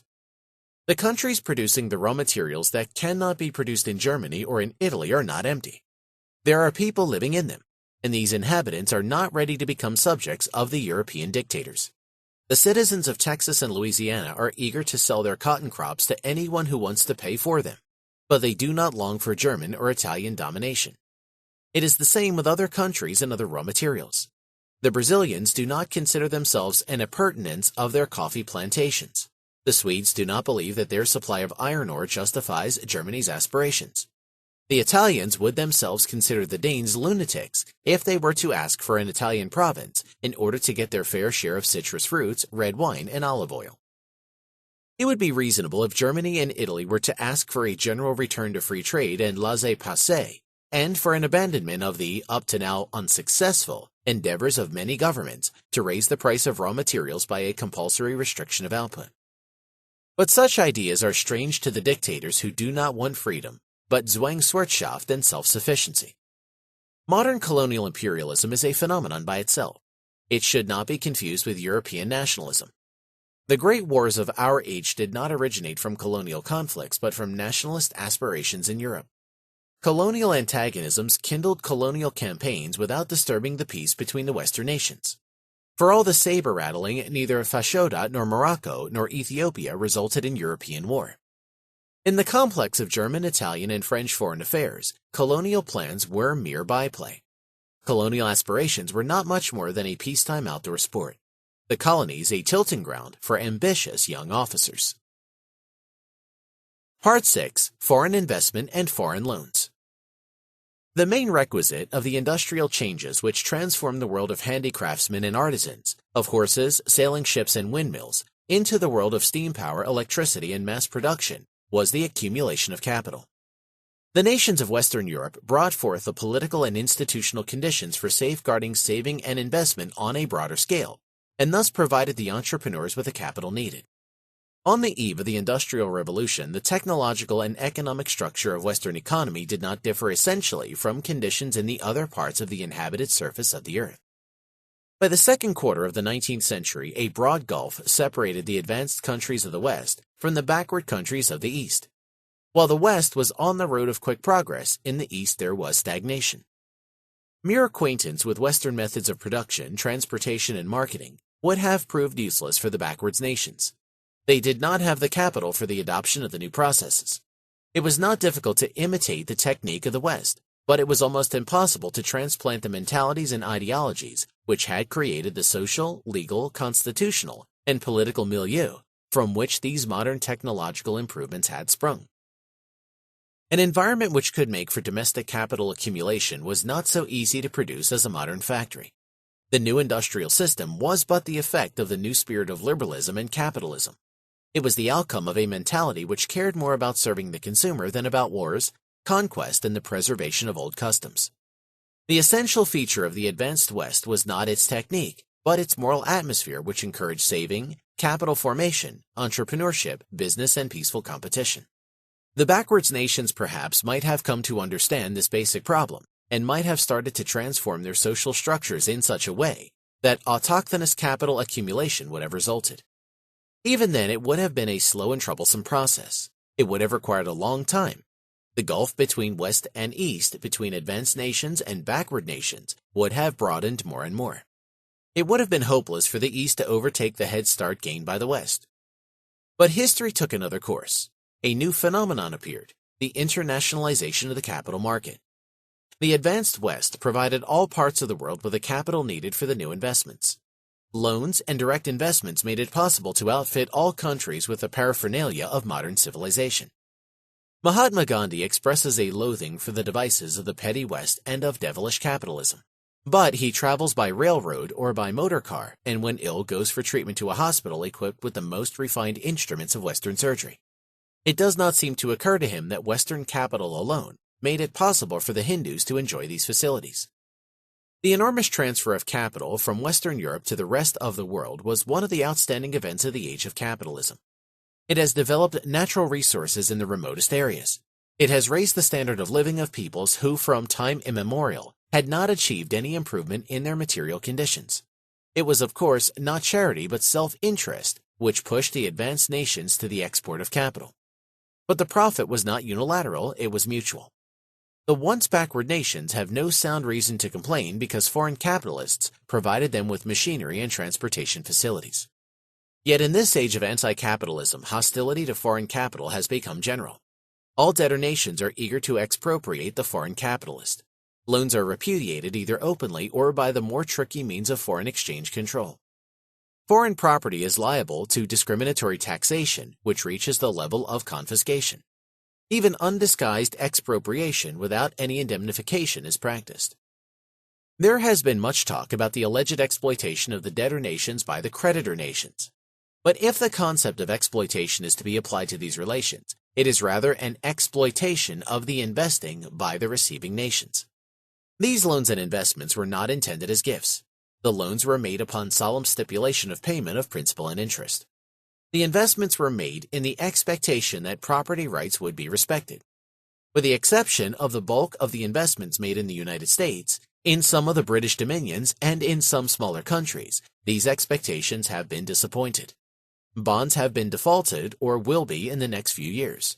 Direct investments have been confiscated or soon will be. The capital exporting countries can do nothing but wipe off their balances. Let us look at the problem from the point of view of the predominantly industrial countries of Europe. These comparatively overpopulated countries are poorly endowed by nature. In order to pay for badly needed foodstuffs and raw materials, they must export manufactures. The economic nationalism of the nations which are in a position to sell them these foodstuffs and raw materials shuts the doors in their face. For Europe, the restriction of exports means misery and starvation. Yet there was one safety valve left, as long as the foreign investments could be relied upon. The debtor nations were obliged to export some quantities of their products as payment of interest and dividends. Even if the goal of present-day foreign trade policies, the complete prevention of any import of manufactures, were to be obtained, the debtor nations would still have to provide the creditor nations with the means to pay for a part of the former's excess production of food and raw materials. The consumers of the creditor nations would be in a position to buy these goods on the sheltered home market, as it were, from the hands of those receiving the payments from abroad. These foreign investments represented in a certain manner the share of the creditor nations in the rich resources of the debtor nations. The existence of these investments softened to some extent the inequality between the haves and the have-nots. In what sense was pre-war Great Britain a have nation? Surely not in the sense that it owned the empire, but the British capitalists owned a considerable amount of foreign investments, whose yield made it possible for the country to buy a corresponding quantity of foreign products in excess of that quantity, which was the equivalent of current British exports. The difference in the economic structures of pre-war Great Britain and Austria was precisely that Austria did not own such foreign assets. The British worker could provide for a considerable quantity of foreign food and raw materials by working in factories which sold their products on the sheltered British market to those people who received these payments from abroad. It was as if these foreign wheat fields, cotton and rubber plantations, oil wells and mines had been situated within Great Britain.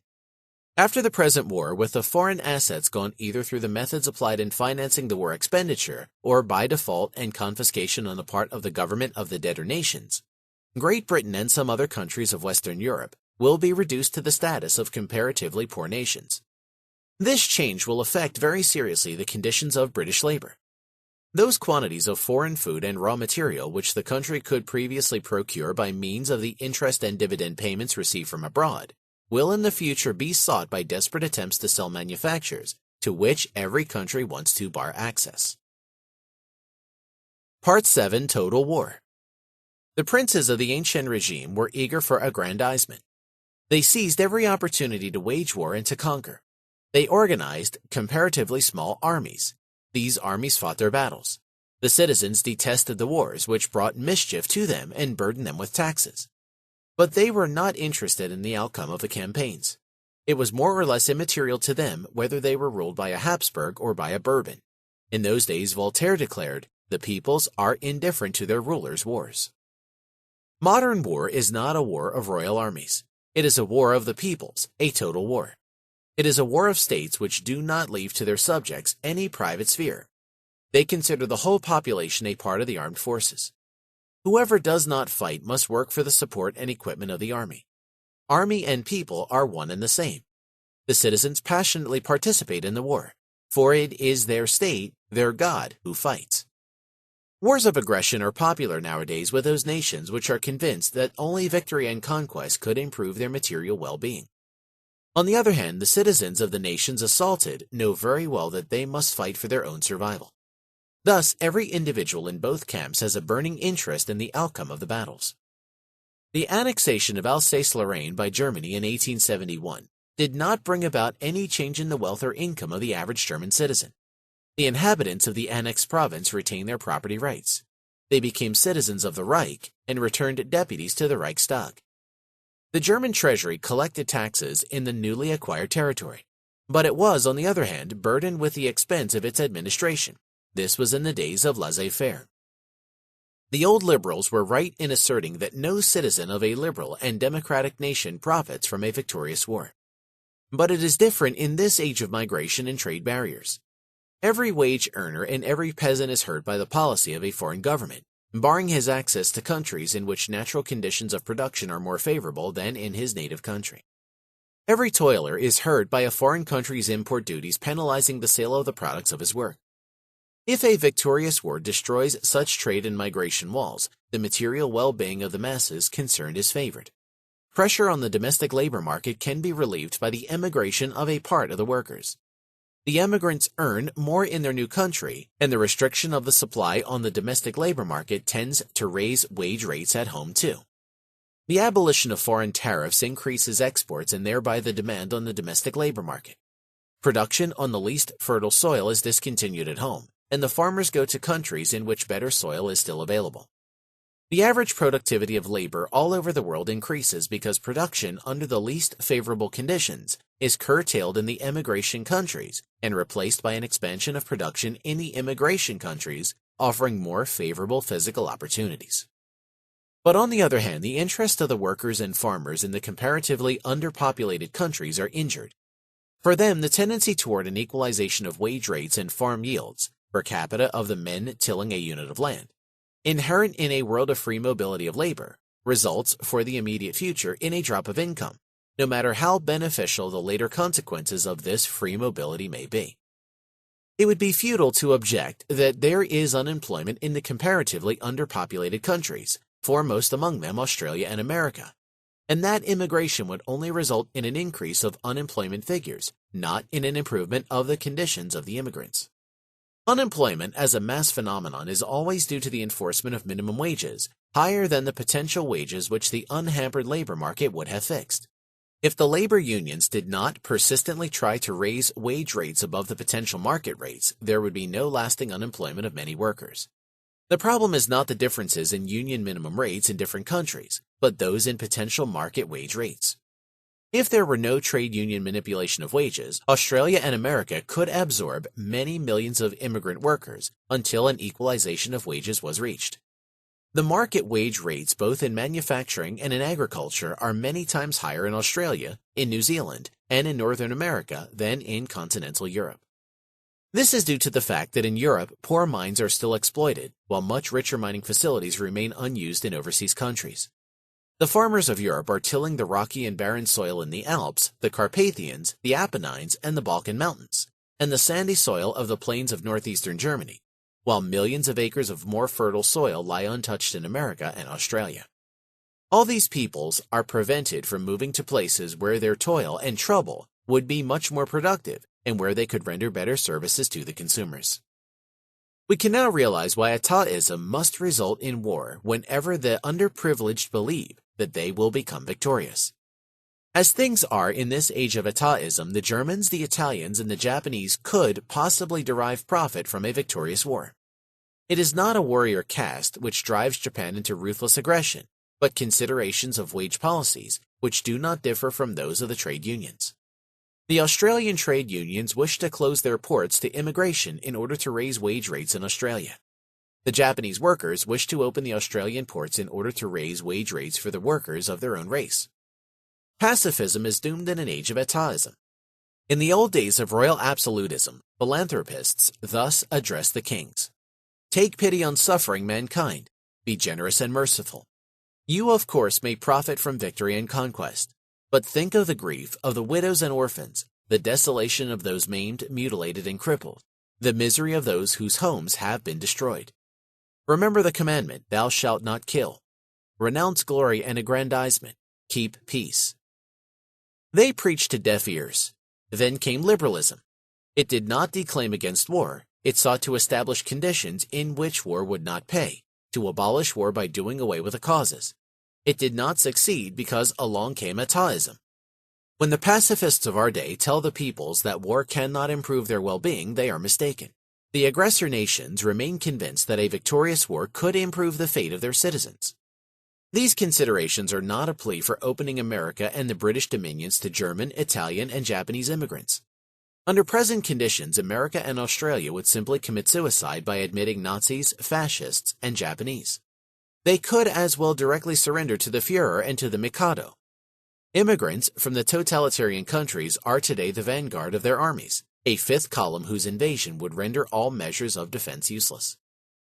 America and Australia can preserve their freedom, their civilizations, and their economic institutions only by rigidly barring access to the subjects of the dictators.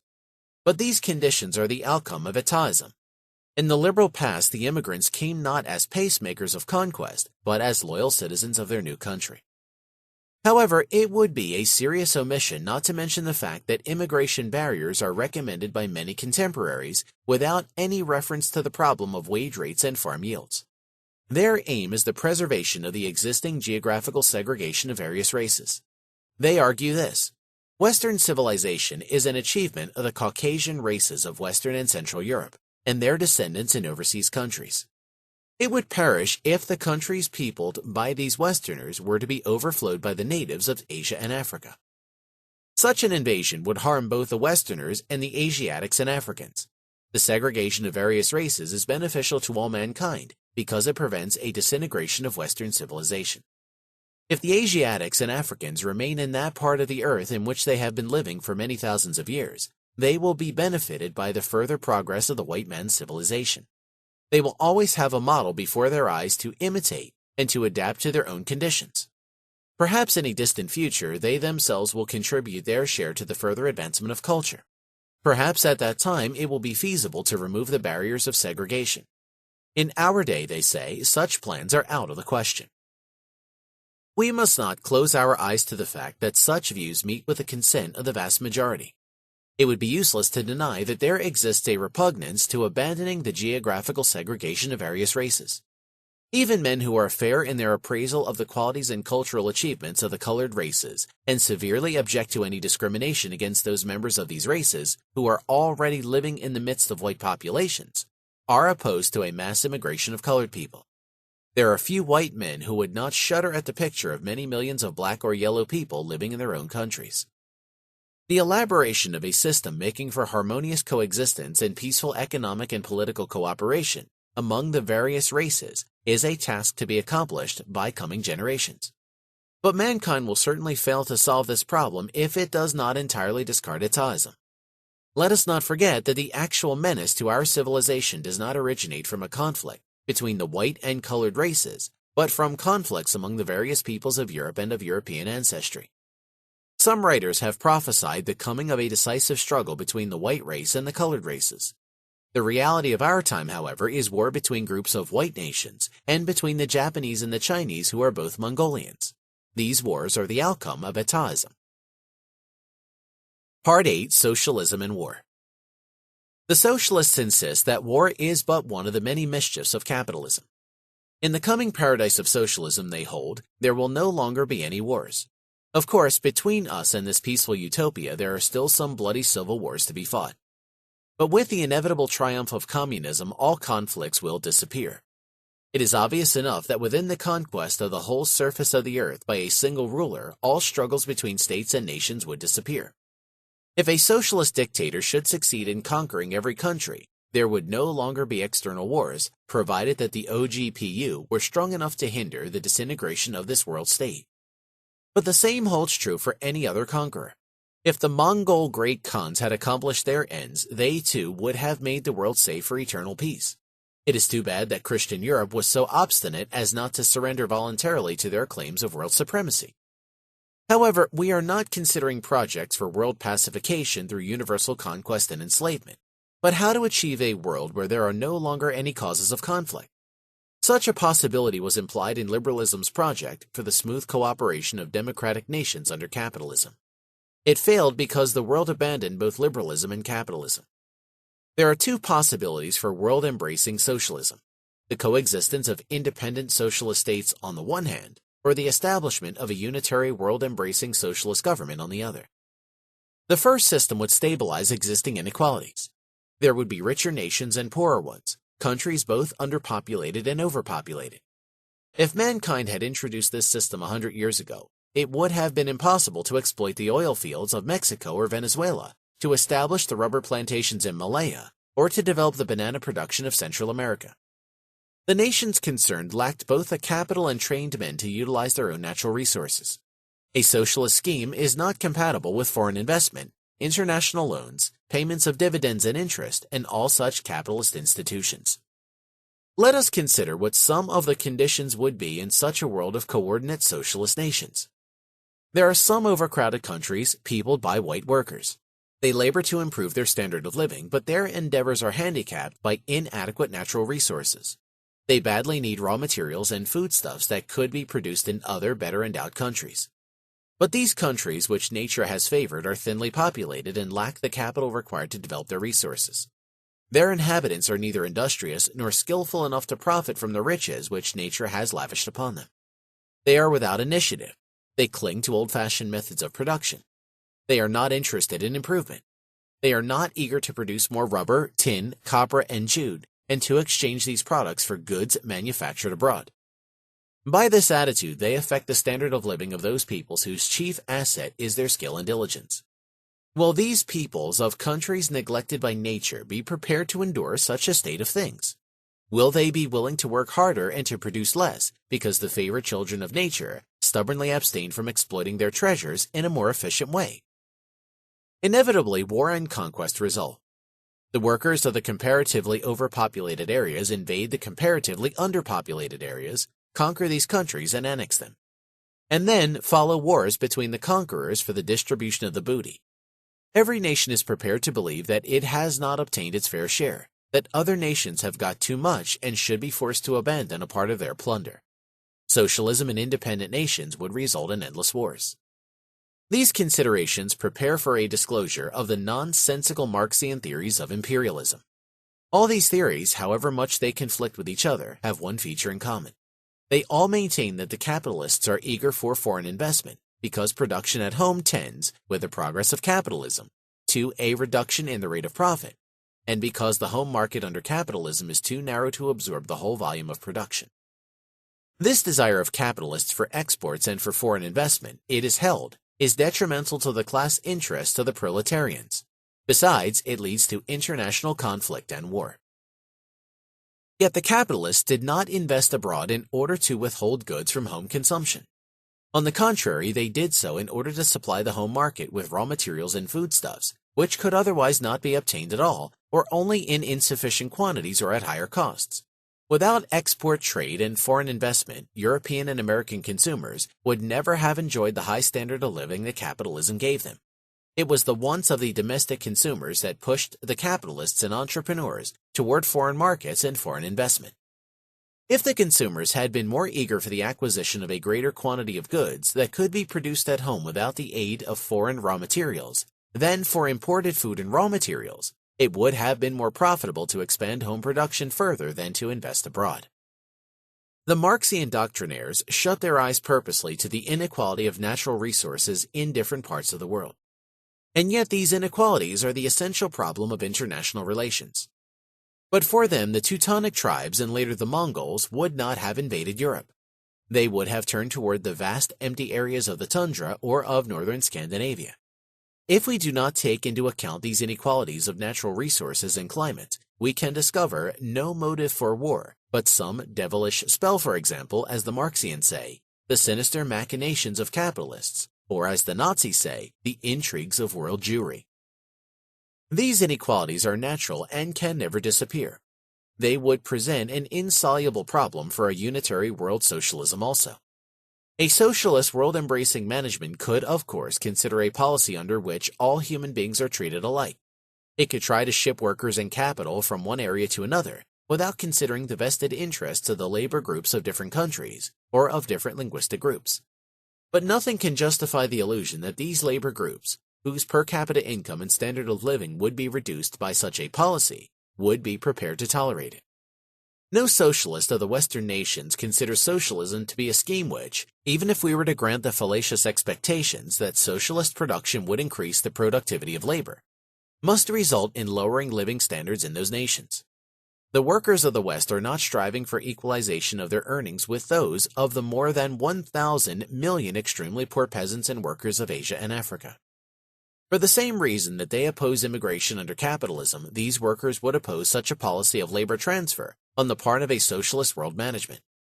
They would rather fight than agree to abolition of the existing discriminations between the lucky inhabitants of comparatively underpopulated areas and the unfortunate inhabitants of the overpopulated areas. Whether we call such struggles civil wars or foreign wars is immaterial. The workers of the West favor socialism because they hope to improve their condition by the abolition of what they described as unearned incomes. We are not concerned with the fallacies of these expectations. We have only to emphasize that these Western socialists do not want to share their incomes with the underprivileged masses of the East. They are not prepared to renounce the most valuable privilege which they enjoy under atavism and economic nationalism, the exclusion of foreign labor. The American workers are for the maintenance of what they call the American way of life, not for a world socialist way of life, which would lie somewhere between the present American and the coolie level, probably much nearer to the latter than to the former. This is stark reality that no socialist rhetoric can conjure away.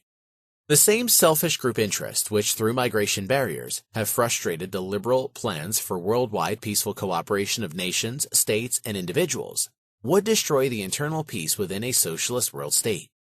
The peace argument is just as baseless and erroneous as all the other arguments brought forward to demonstrate the practicability and expediency of socialism.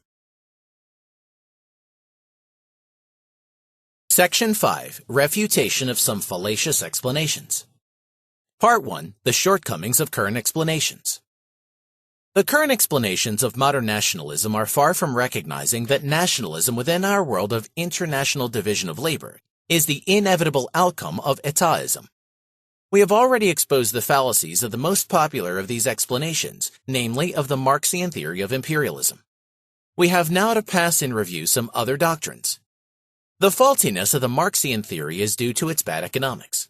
Most of the theories with which we shall deal now do not take economic factors into account at all. For them, nationalism is a phenomenon in a sphere not subject to the influence of factors commonly called economic. Some of these theories even go so far as to assert that nationalistic motivations arise from an intentional neglect of economic matters for the other matters.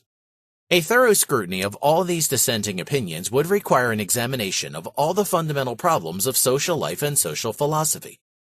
We cannot achieve this in a study devoted to nationalism and the conflicts it has aroused, but must limit ourselves to the problems under investigation. With regard to prevalent mistakes, it may be necessary to emphasize again that we are considering policies and political actions and the doctrines influencing them, not mere views and opinions without practical effect. Our purpose is not to answer such questions as, in what respect do people of various nations, states, linguistic, and other social groups differ from one another? Or do they love or hate one another? We wish to know why they prefer a policy of economic nationalism and war to one of peaceful cooperation. Even nations bitterly hating one another would cling to peace and free trade if they were convinced that such a policy best promoted their own interests. Part 2. The alleged irrationality of nationalism. There are people who believe that they have satisfactorily explained nationalism by establishing its irrationality.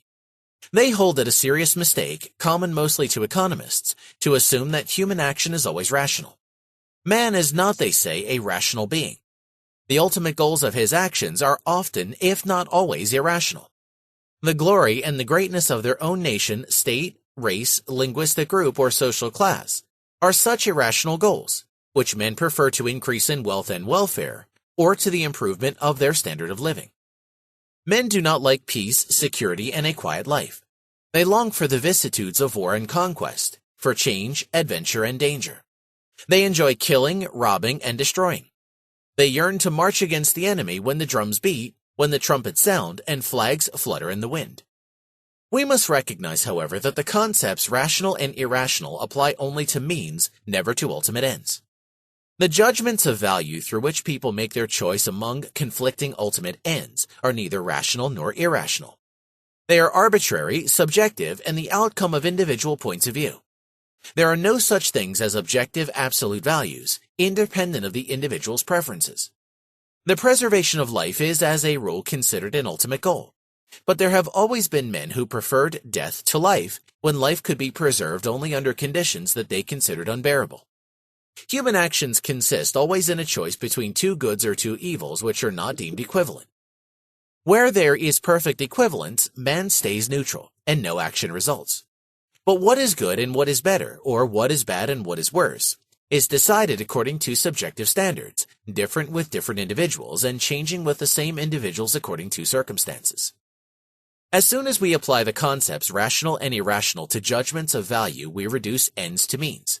We are referring to something which we have set as a provisional end and considering the choice made on the basis of whether it is an efficient means to attain this end.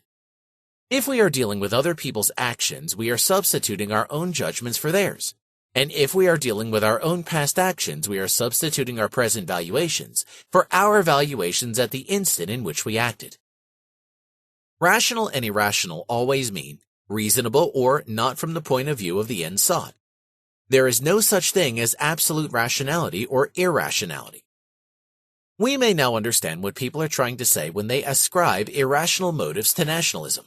They mean that liberalism was wrong in assuming that men are more eager to improve the material conditions of their well-being than to attain other ends. Example, national glory, the enjoyment of the dangerous life, or an indulgence in a taste for sadistic pleasures.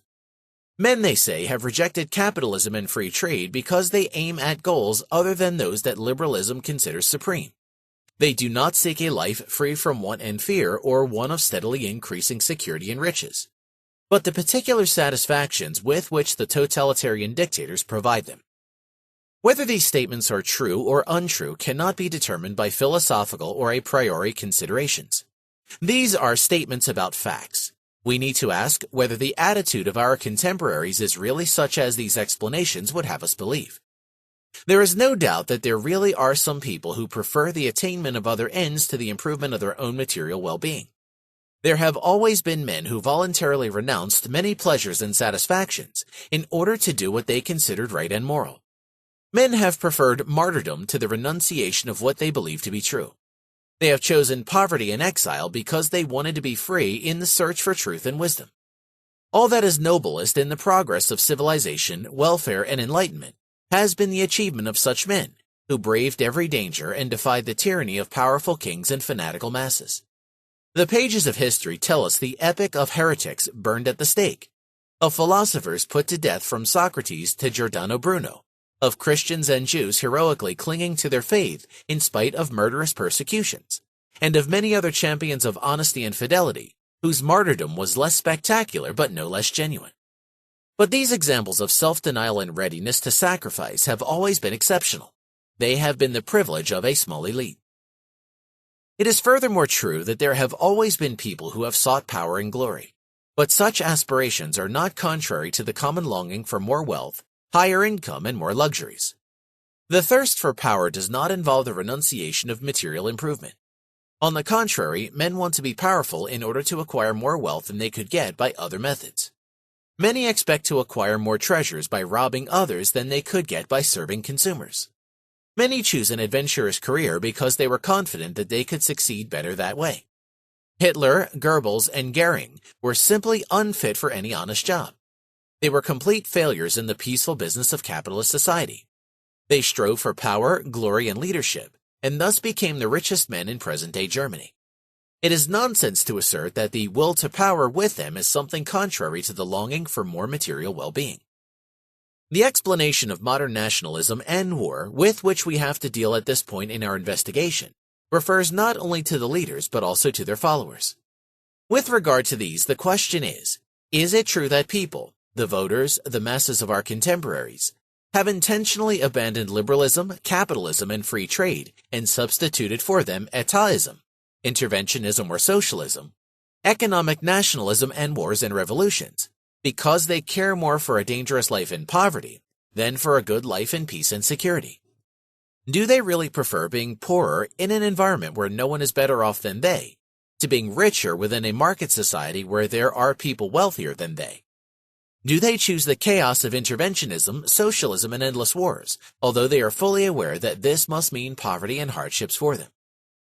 Only a man lacking all sense of reality or common observation could venture to answer these questions in the affirmative. Clearly, men have abandoned liberalism and are fighting capitalism because they believe that interventionism, socialism, and economic nationalism will make them richer, not poorer. The socialists did not and do not say to the masses, "We want to lower your standard of living." The protectionists do not say, "Your material well-being will suffer by import duties." The interventionists do not recommend their measures by pointing out their detrimental effects for the commonweal. On the contrary, all these groups insist again and again that their policy will make their partisans richer. People favor etatism because they believe that it will make them richer. They denounce capitalism because they believe that it deprives them of their fair share. The main point in the propaganda of Nazism between 1919 and 1933 was, "World Jewry and Western capitalism have caused your misery. We will fight these foes, thus rendering you more prosperous." German Nazis and Italian fascists fought for raw materials and fertile soil, and they promised their followers a life of wealth and luxury. The sacro egoismo of the Italians is not the mentality of idealists, but that of robbers. Mussolini did not praise the dangerous life for its own sake, but as a means of getting rich booty. When Goering said that guns are more important than butter, he explained that Germans in the immediate future had to restrict their consumption of butter in order to get the guns necessary for the conquest of all the treasures of the world. If this is altruism, self-denial, or irrational idealism, then the gentlemen of Brooklyn's murder syndicate were the most perfect altruists and idealists. The nationalists of all countries have succeeded in convincing their followers that only the policies they recommend are really advantageous to the well-being of the whole nation and of all its honest citizens, of the we, and that all other parties are treacherously ready to sell their own nation's prosperity to foreigners, to the they. By taking the name nationalist, they insinuate that the other parties favor foreign interests. The German nationalists in the First World War called themselves the Party of the Fatherland, thus labeling all those who favored a negotiated peace, a sincere declaration that Germany did not want to annex Belgium, or no more sinking of liners by submarines, as treacherous foes of the nation. They were not prepared to admit that their adversaries also were honest in their affection for the commonweal. Whoever was not a nationalist was in their eyes an apostate and traitor. This attitude is common to all contemporary anti-liberal parties. The so-called labor parties, for example, pretend to recommend the only means favorable to the, of course, material interests of labor. Whoever opposes their program becomes for them a foe of labor. They do not permit rational discussion concerning the expediency of their policies for the workers. They are infatuated enough to pay no attention at all to the objections raised against them by economists. What they recommend is good, what their critics urge is bad for labor. This intransigent dogmatism does not mean that nationalists or labor leaders are in favor of goals other than those of the material well-being of their nations or classes. It merely illustrates a characteristic feature of our day, the replacement of reasonable discussion by the errors of polylogism. We will deal with this phenomenon in a later chapter. Part 3. The Aristocratic Doctrine. Among the infinity of fallacious statements and factual errors that go to form the structure of Marxian philosophy, there are two that are especially objectionable. Marx asserts that capitalism causes increasing pauperization of the masses and blithely contends that the proletarians are intellectually and morally superior to the narrow-minded, corrupt, and selfish bourgeoisie. It is not worthwhile to waste time in a refutation of these fables. The champions of a return to oligarchic government see things from a quite different angle. It is a fact, they say, that capitalism has poured a horn of plenty for the masses, who do not know why they become more prosperous from day to day. The proletarians have done everything they could to hinder or slow down the pace of technical innovations. They have even destroyed newly invented machines. Their unions today still oppose every improvement in methods of production. The entrepreneurs and capitalists have had to push the reluctant and unwilling masses toward a system of production which renders their lives more comfortable. Within an unhampered market society, these advocates of aristocracy go on to say, there prevails a tendency toward a diminution of the inequality of incomes. While the average citizen becomes wealthier, the successful entrepreneurs seldom attain wealth which raises them far above the average level. There is but a small group of high incomes, and the total consumption of this group is too insignificant to play any role in the market. The members of the upper middle class enjoy a higher standard of living than the masses, but their demands are also unimportant in the market. They live more comfortably than the majority of their fellow citizens, but they are not rich enough to afford a style of life substantially different. Their dress is more expensive than that of the lower strata, but it is of the same pattern and is adjusted to the same fashions. Their bathrooms and their cars are more elegant, but the service they render is substantially the same. The old discrepancies in standards have shrunk to differences that are mostly but a matter of ornament. The private life of a modern entrepreneur or executive differs much less from that of his employees than, centuries ago, the life of a feudal landlord differed from that of his serfs. It is, in the eyes of these pro-aristocratic critics, a deplorable consequence of this trend toward equalization and a rise in mass standards that the masses take a more active part in the nation's mental and political activities. They not only set artistic and literary standards, they are supreme in politics also. They now have comfort and leisure enough to play a decisive role in communal matters. But they are too narrow-minded to grasp the sense in sound policies. They judge all economic problems from the point of view of their own positions in the process of production. For them, the entrepreneurs and capitalists, indeed most of the executives, are simply idle people whose services could easily be rendered by anyone able to read and write. The masses are full of envy and resentment.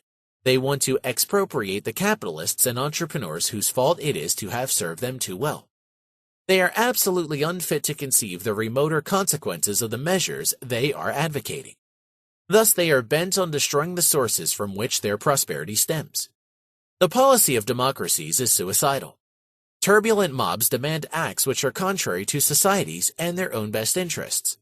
They return to Parliament corrupt demagogues, adventurers, and quacks who praise patent medicines and idiotic remedies. Democracy has resulted in an upheaval of the domestic barbarians against reason, sound policies, and civilization.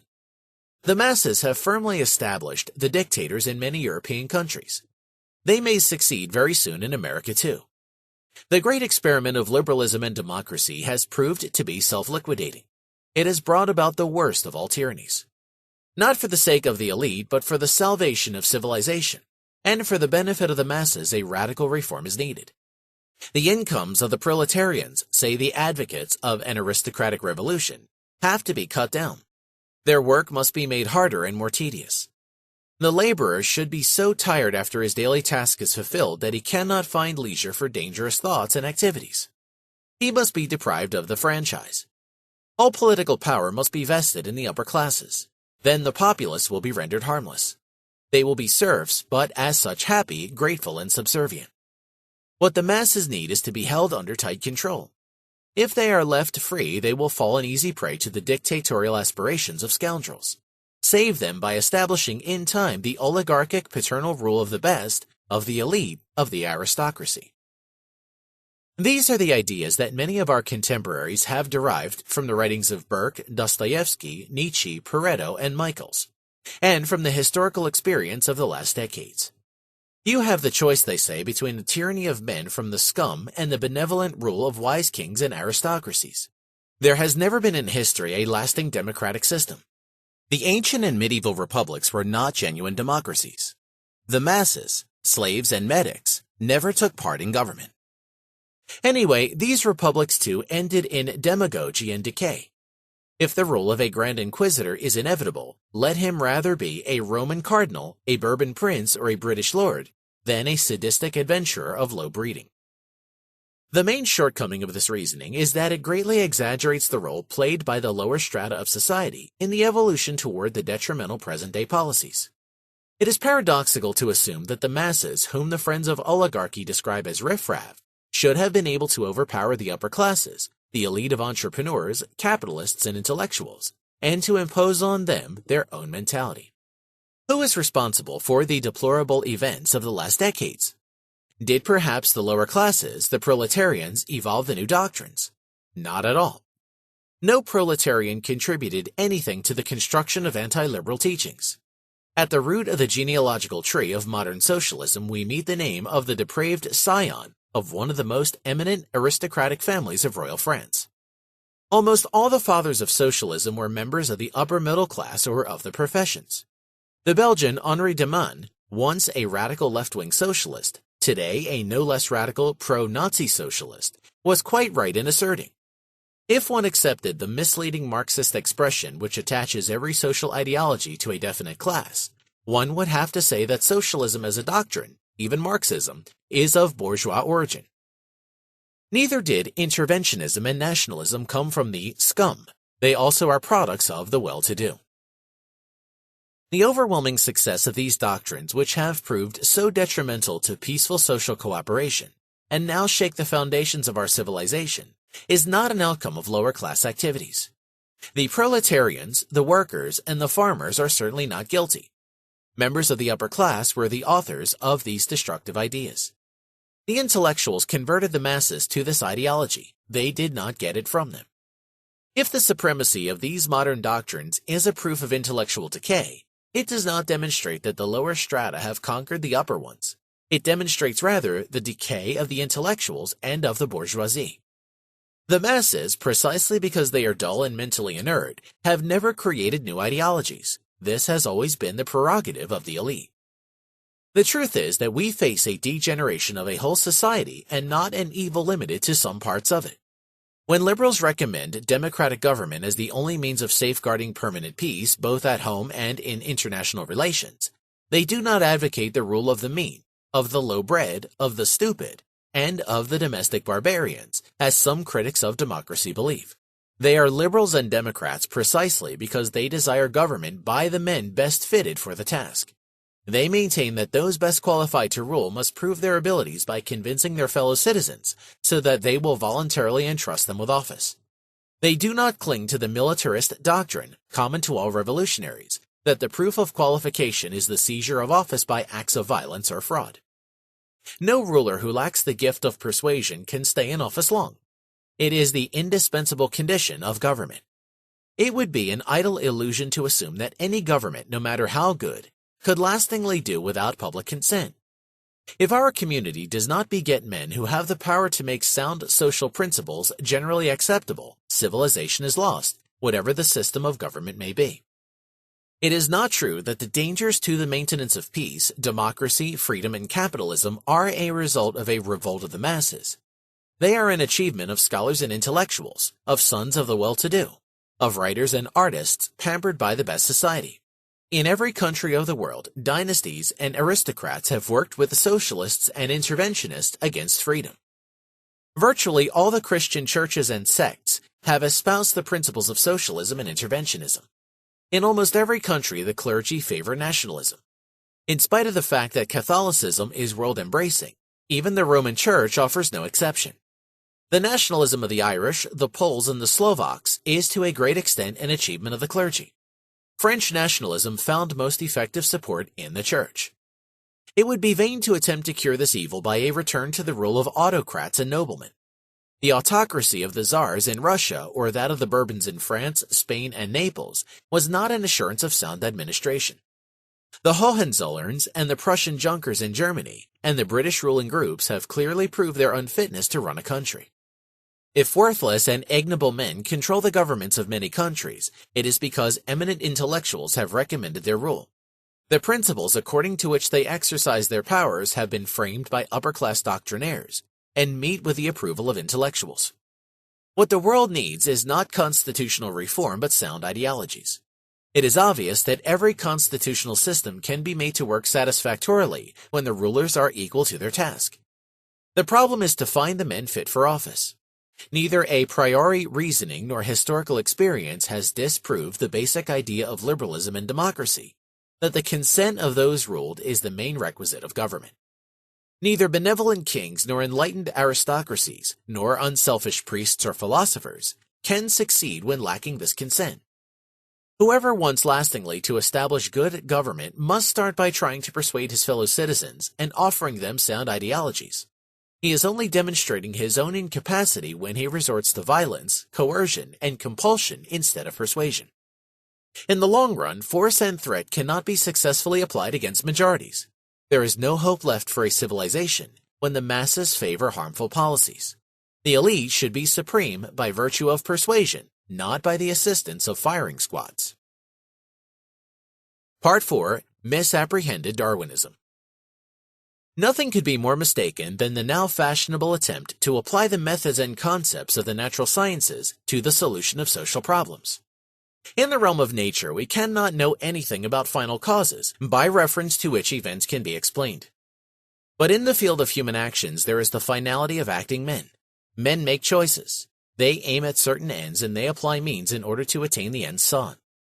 Darwinism is one of the great achievements of the 19th century. But what is commonly called social Darwinism is a garbled distortion of the ideas advanced by Charles Darwin. It is an ineluctable law of nature, say these pseudo-Darwinists, that each living being devours the smaller and weaker ones, and that when its turn comes, it is swallowed by a still bigger and stronger one. In nature, there are no such things as peace or mutual friendship. In nature, there is always struggle and merciless annihilation of those who do not succeed in defending themselves. Liberalism's plans for eternal peace are the outcome of an illusory rationalism. The laws of nature cannot be abolished by men. In spite of the liberals' protest, we are witnessing a recurrence of war. There have always been wars, there will always be wars. Thus, modern nationalism is a return from fallacious ideas to the reality of nature and life. Let us first incidentally remark that the struggles to which this doctrine refers are struggles between animals of different species. Higher animals devour lower animals. For the most part, they do not feed in a cannibalistic way on their own species. But this fact is of minor importance. The only equipment which the beasts have to use in their struggles is their physical strength, their bodily features, and their instincts. Man is better armed. Although bodily much weaker than many beasts of prey, and almost defenseless against the more dangerous microbes, man has conquered the earth through his most valuable gift, reason. Reason is the main resource of man in his struggle for survival. It is foolish to view human reason as something unnatural or even contrary to nature. Reason fulfills a fundamental biological function in human life. It is the specific feature of man. When man fights, he nearly always makes use of it as his most efficient weapon. Reason guides his step in his endeavors to improve the external conditions of his life and well-being. Man is the reasonable animal, Homo sapiens. Now, the greatest accomplishment of reason is the discovery of the advantages of social cooperation and its corollary, the division of labor. Thanks to this achievement, man has been able to centuple his progeny and still provide for each individual a much better life than nature offered to his non-human ancestors some 100,000 years ago. In this sense, that there are many more people living today and that each of them enjoys a much richer life than his fathers did, we may apply the term progress. It is, of course, a judgment of value and as such arbitrary. But it is made from a point of view which practically all men accept, even if they, like Count Tolstoy or Mahatma Gandhi, seem unconditionally to disparage all our civilization. Human civilization is not something achieved against nature. It is rather the outcome of the working of the innate qualities of men. Social cooperation and war are in the long run incompatible. Self-sufficient individuals may fight each other without destroying the foundations of their existence. But within the social system of cooperation and division of labor, war means disintegration. The progressive evolution of society requires the progressive elimination of war.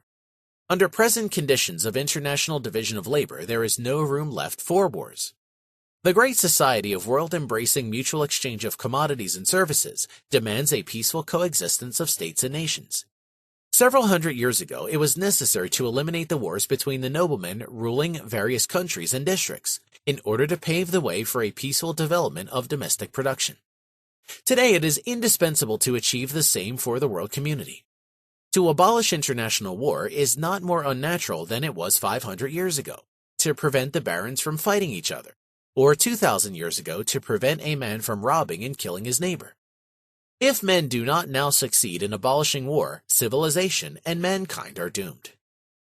From a correct Darwinist viewpoint, it would be right to say, social cooperation and division of labor are man's foremost tools in his struggle for survival. The intensification of this mutuality in the direction of a world-embracing system of exchange has considerably improved the conditions of mankind. The maintenance of the system requires lasting peace. The abolition of war is therefore an important item in man's struggle for survival. Part 5. The Role of Chauvinism. Confusing nationalism and chauvinism, or explaining nationalism as a consequence of chauvinism, is a widespread error. Chauvinism is a disposition of character and mind. It does not result in action. Nationalism is, on the other hand, a doctrine recommending a certain type of action, and on the other hand, the policy by which this action is consummated. Chauvinism and nationalism are therefore two entirely different things. The two are not necessarily linked together. Many old liberals were also chauvinists, but they did not believe that inflicting harm upon other nations was the proper means of promoting the welfare of their own nation. They were chauvinists but not nationalists.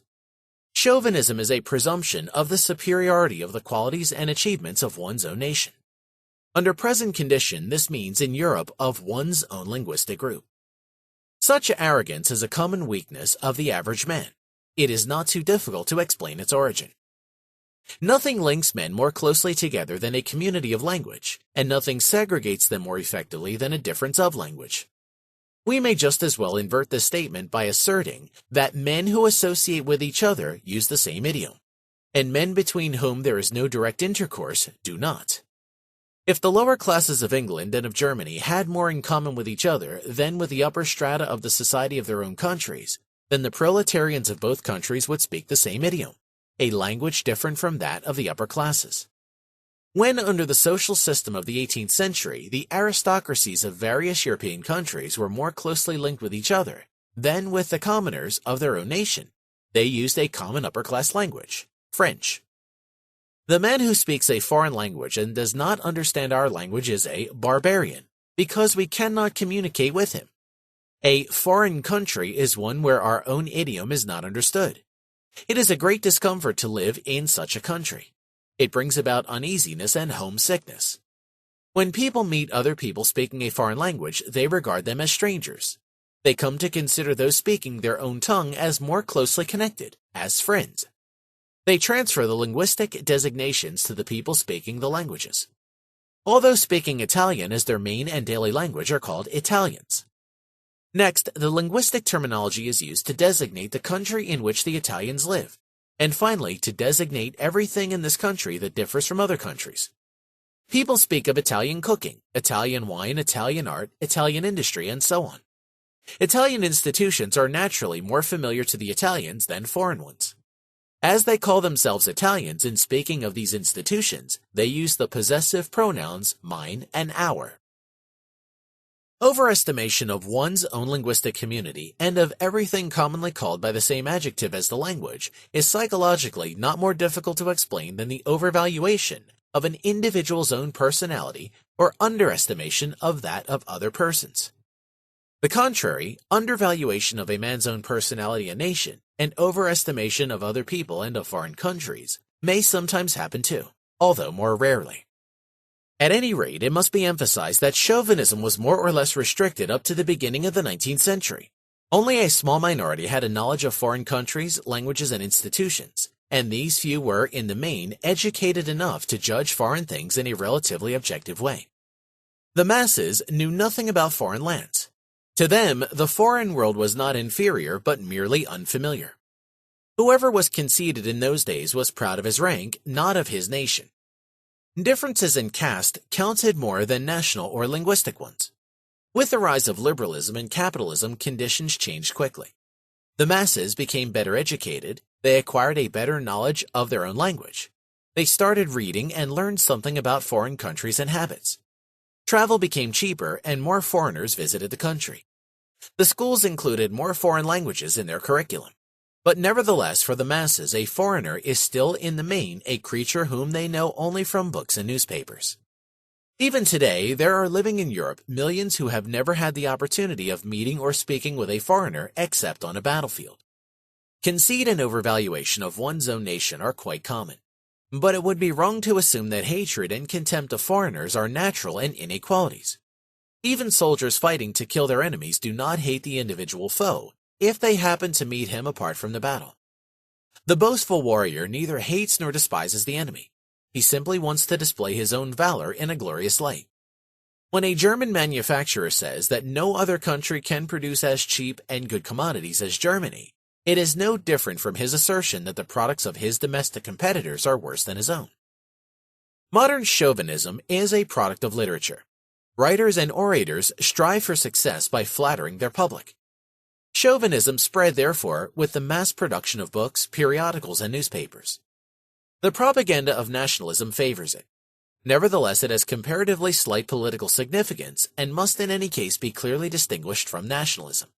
The Russians are convinced that physics is taught in the schools of Soviet Russia only, and that Moscow is the only city equipped with a subway system. The Germans assert that only Germany has true philosophers. They picture Paris as an agglomeration of amusement places. The British believe that adultery is quite usual in France, and the French style homosexuality le vie seulement. The Americans doubt whether the Europeans use bathtubs. These are sad facts, but they do not result in war. It is paradoxical that French boors pride themselves on the fact that Descartes, Voltaire, and Pasteur were Frenchmen and take a part of Molière's and Balzac's glory to themselves. But it is politically innocuous. The same is true of the overestimation of one's own country's military achievements and of the eagerness of historians to interpret lost battles, after decades or even centuries as victories. It gives an impartial observer a curious feeling when Hungarians or Romanians speak of their nation's civilization in epithets which would be grotesquely incongruous even if the Bible, the Corpus Juris Civilis, the Declaration of Rights of Man, and the works of Shakespeare, Newton, Goethe, Laplace, Ricardo, and Darwin were written by Hungarians or Romanians in Hungarian or Romanian. But the political antagonism of these two nations has nothing to do with such statements. Chauvinism has not begotten nationalism. Its chief function in the scheme of nationalist policies is to adorn the shows and festivals of nationalism. People overflow with joy and pride when the official speakers hail them as the elite of mankind and praise the immortal deeds of their ancestors and the invincibility of their armed forces. But when the words fade away and the celebration reaches its end, people return home and go to bed. They do not mount the battle horse. From the political point of view, it is no doubt dangerous that men are so easily stirred by bombastic talk. But the political actions of modern nationalism cannot be explained or excused by chauvinist intoxication. They are the outcome of cool, though misguided reasoning. The carefully elaborated, although erroneous, doctrines of scholarly and thoughtful books have led to the clash of nations, to bloody wars, and destruction. Part 6. The Role of Myths. The term myths has long been used to signify purely fictitious narratives and doctrines. In this sense, Christians call the teachings and stories of paganism myths. In this sense, those who do not share the Christian faith call the Bible tales mythical. For the Christian, they are not myths but truth. This obvious fact has been distorted by writers who maintain that doctrines which cannot stand the criticism of reason can nonetheless be justified by ascribing to them a mythical character. They have tried to build up a rationalistic theory for the salvation of error and its protection against sound reasoning. If a statement can be disproved, you cannot justify it by giving it the status of a myth and thus making it proof against reasonable objections. It is true that many fictions and doctrines, today generally or in the main refuted and therefore called myths, have played a great role in history. But they played this role not as myths, but as doctrines considered true. In the eyes of their supporters, they were entirely authentic. They were their honest convictions. They turned to myths in the eyes of those who considered them fictitious and contrary to fact, and who therefore did not let their actions be influenced by them. For Georges Sorel, a myth is the imaginary construction of a future successful action. But we must add, to estimate the value of a method of procedure, one point only has to be taken into account, namely whether or not it is a suitable means to attain the end sought. If reasonable examination demonstrates that it is not, it must be rejected. It is impossible to render an unsuitable method of procedure more expedient by ascribing to it the quality of a myth. Sorel says, if you place yourself on this ground of myths, you are proof against any kind of critical refutation. But the problem is not to succeed in polemic by taking recourse to subtleties and tricks. The only question is whether or not action guided by the doctrine concerned will attain the end sought. Even if one sees, as Sorel does, the task of myths to be that of equipping men to fight for the destruction of what exists, one cannot escape the question, do these myths represent an adequate means to achieve this task? It needs to be pointed out, incidentally, that destruction of existing conditions alone cannot be considered as a goal.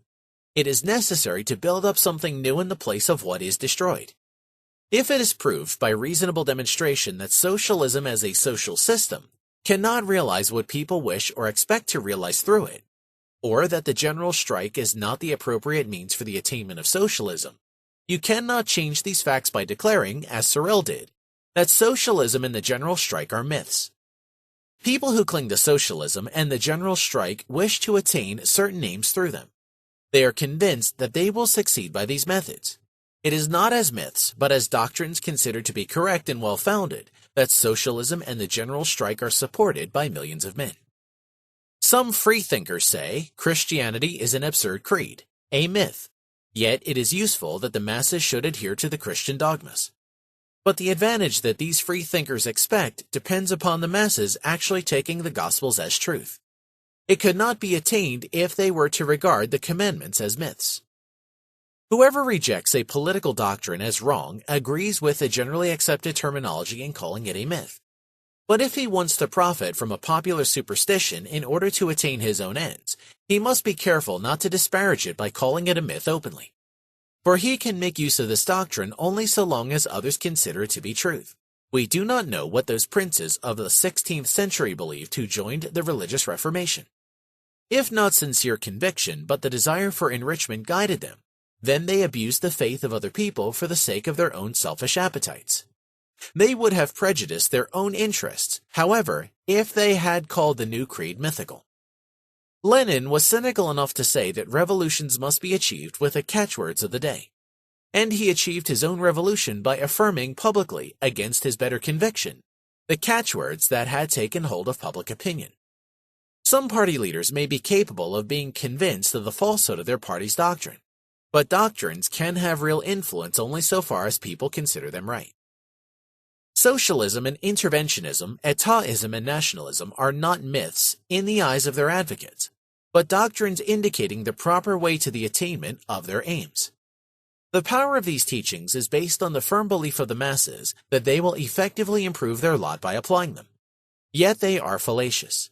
They start from false assumptions and their reasoning is full of paralogisms.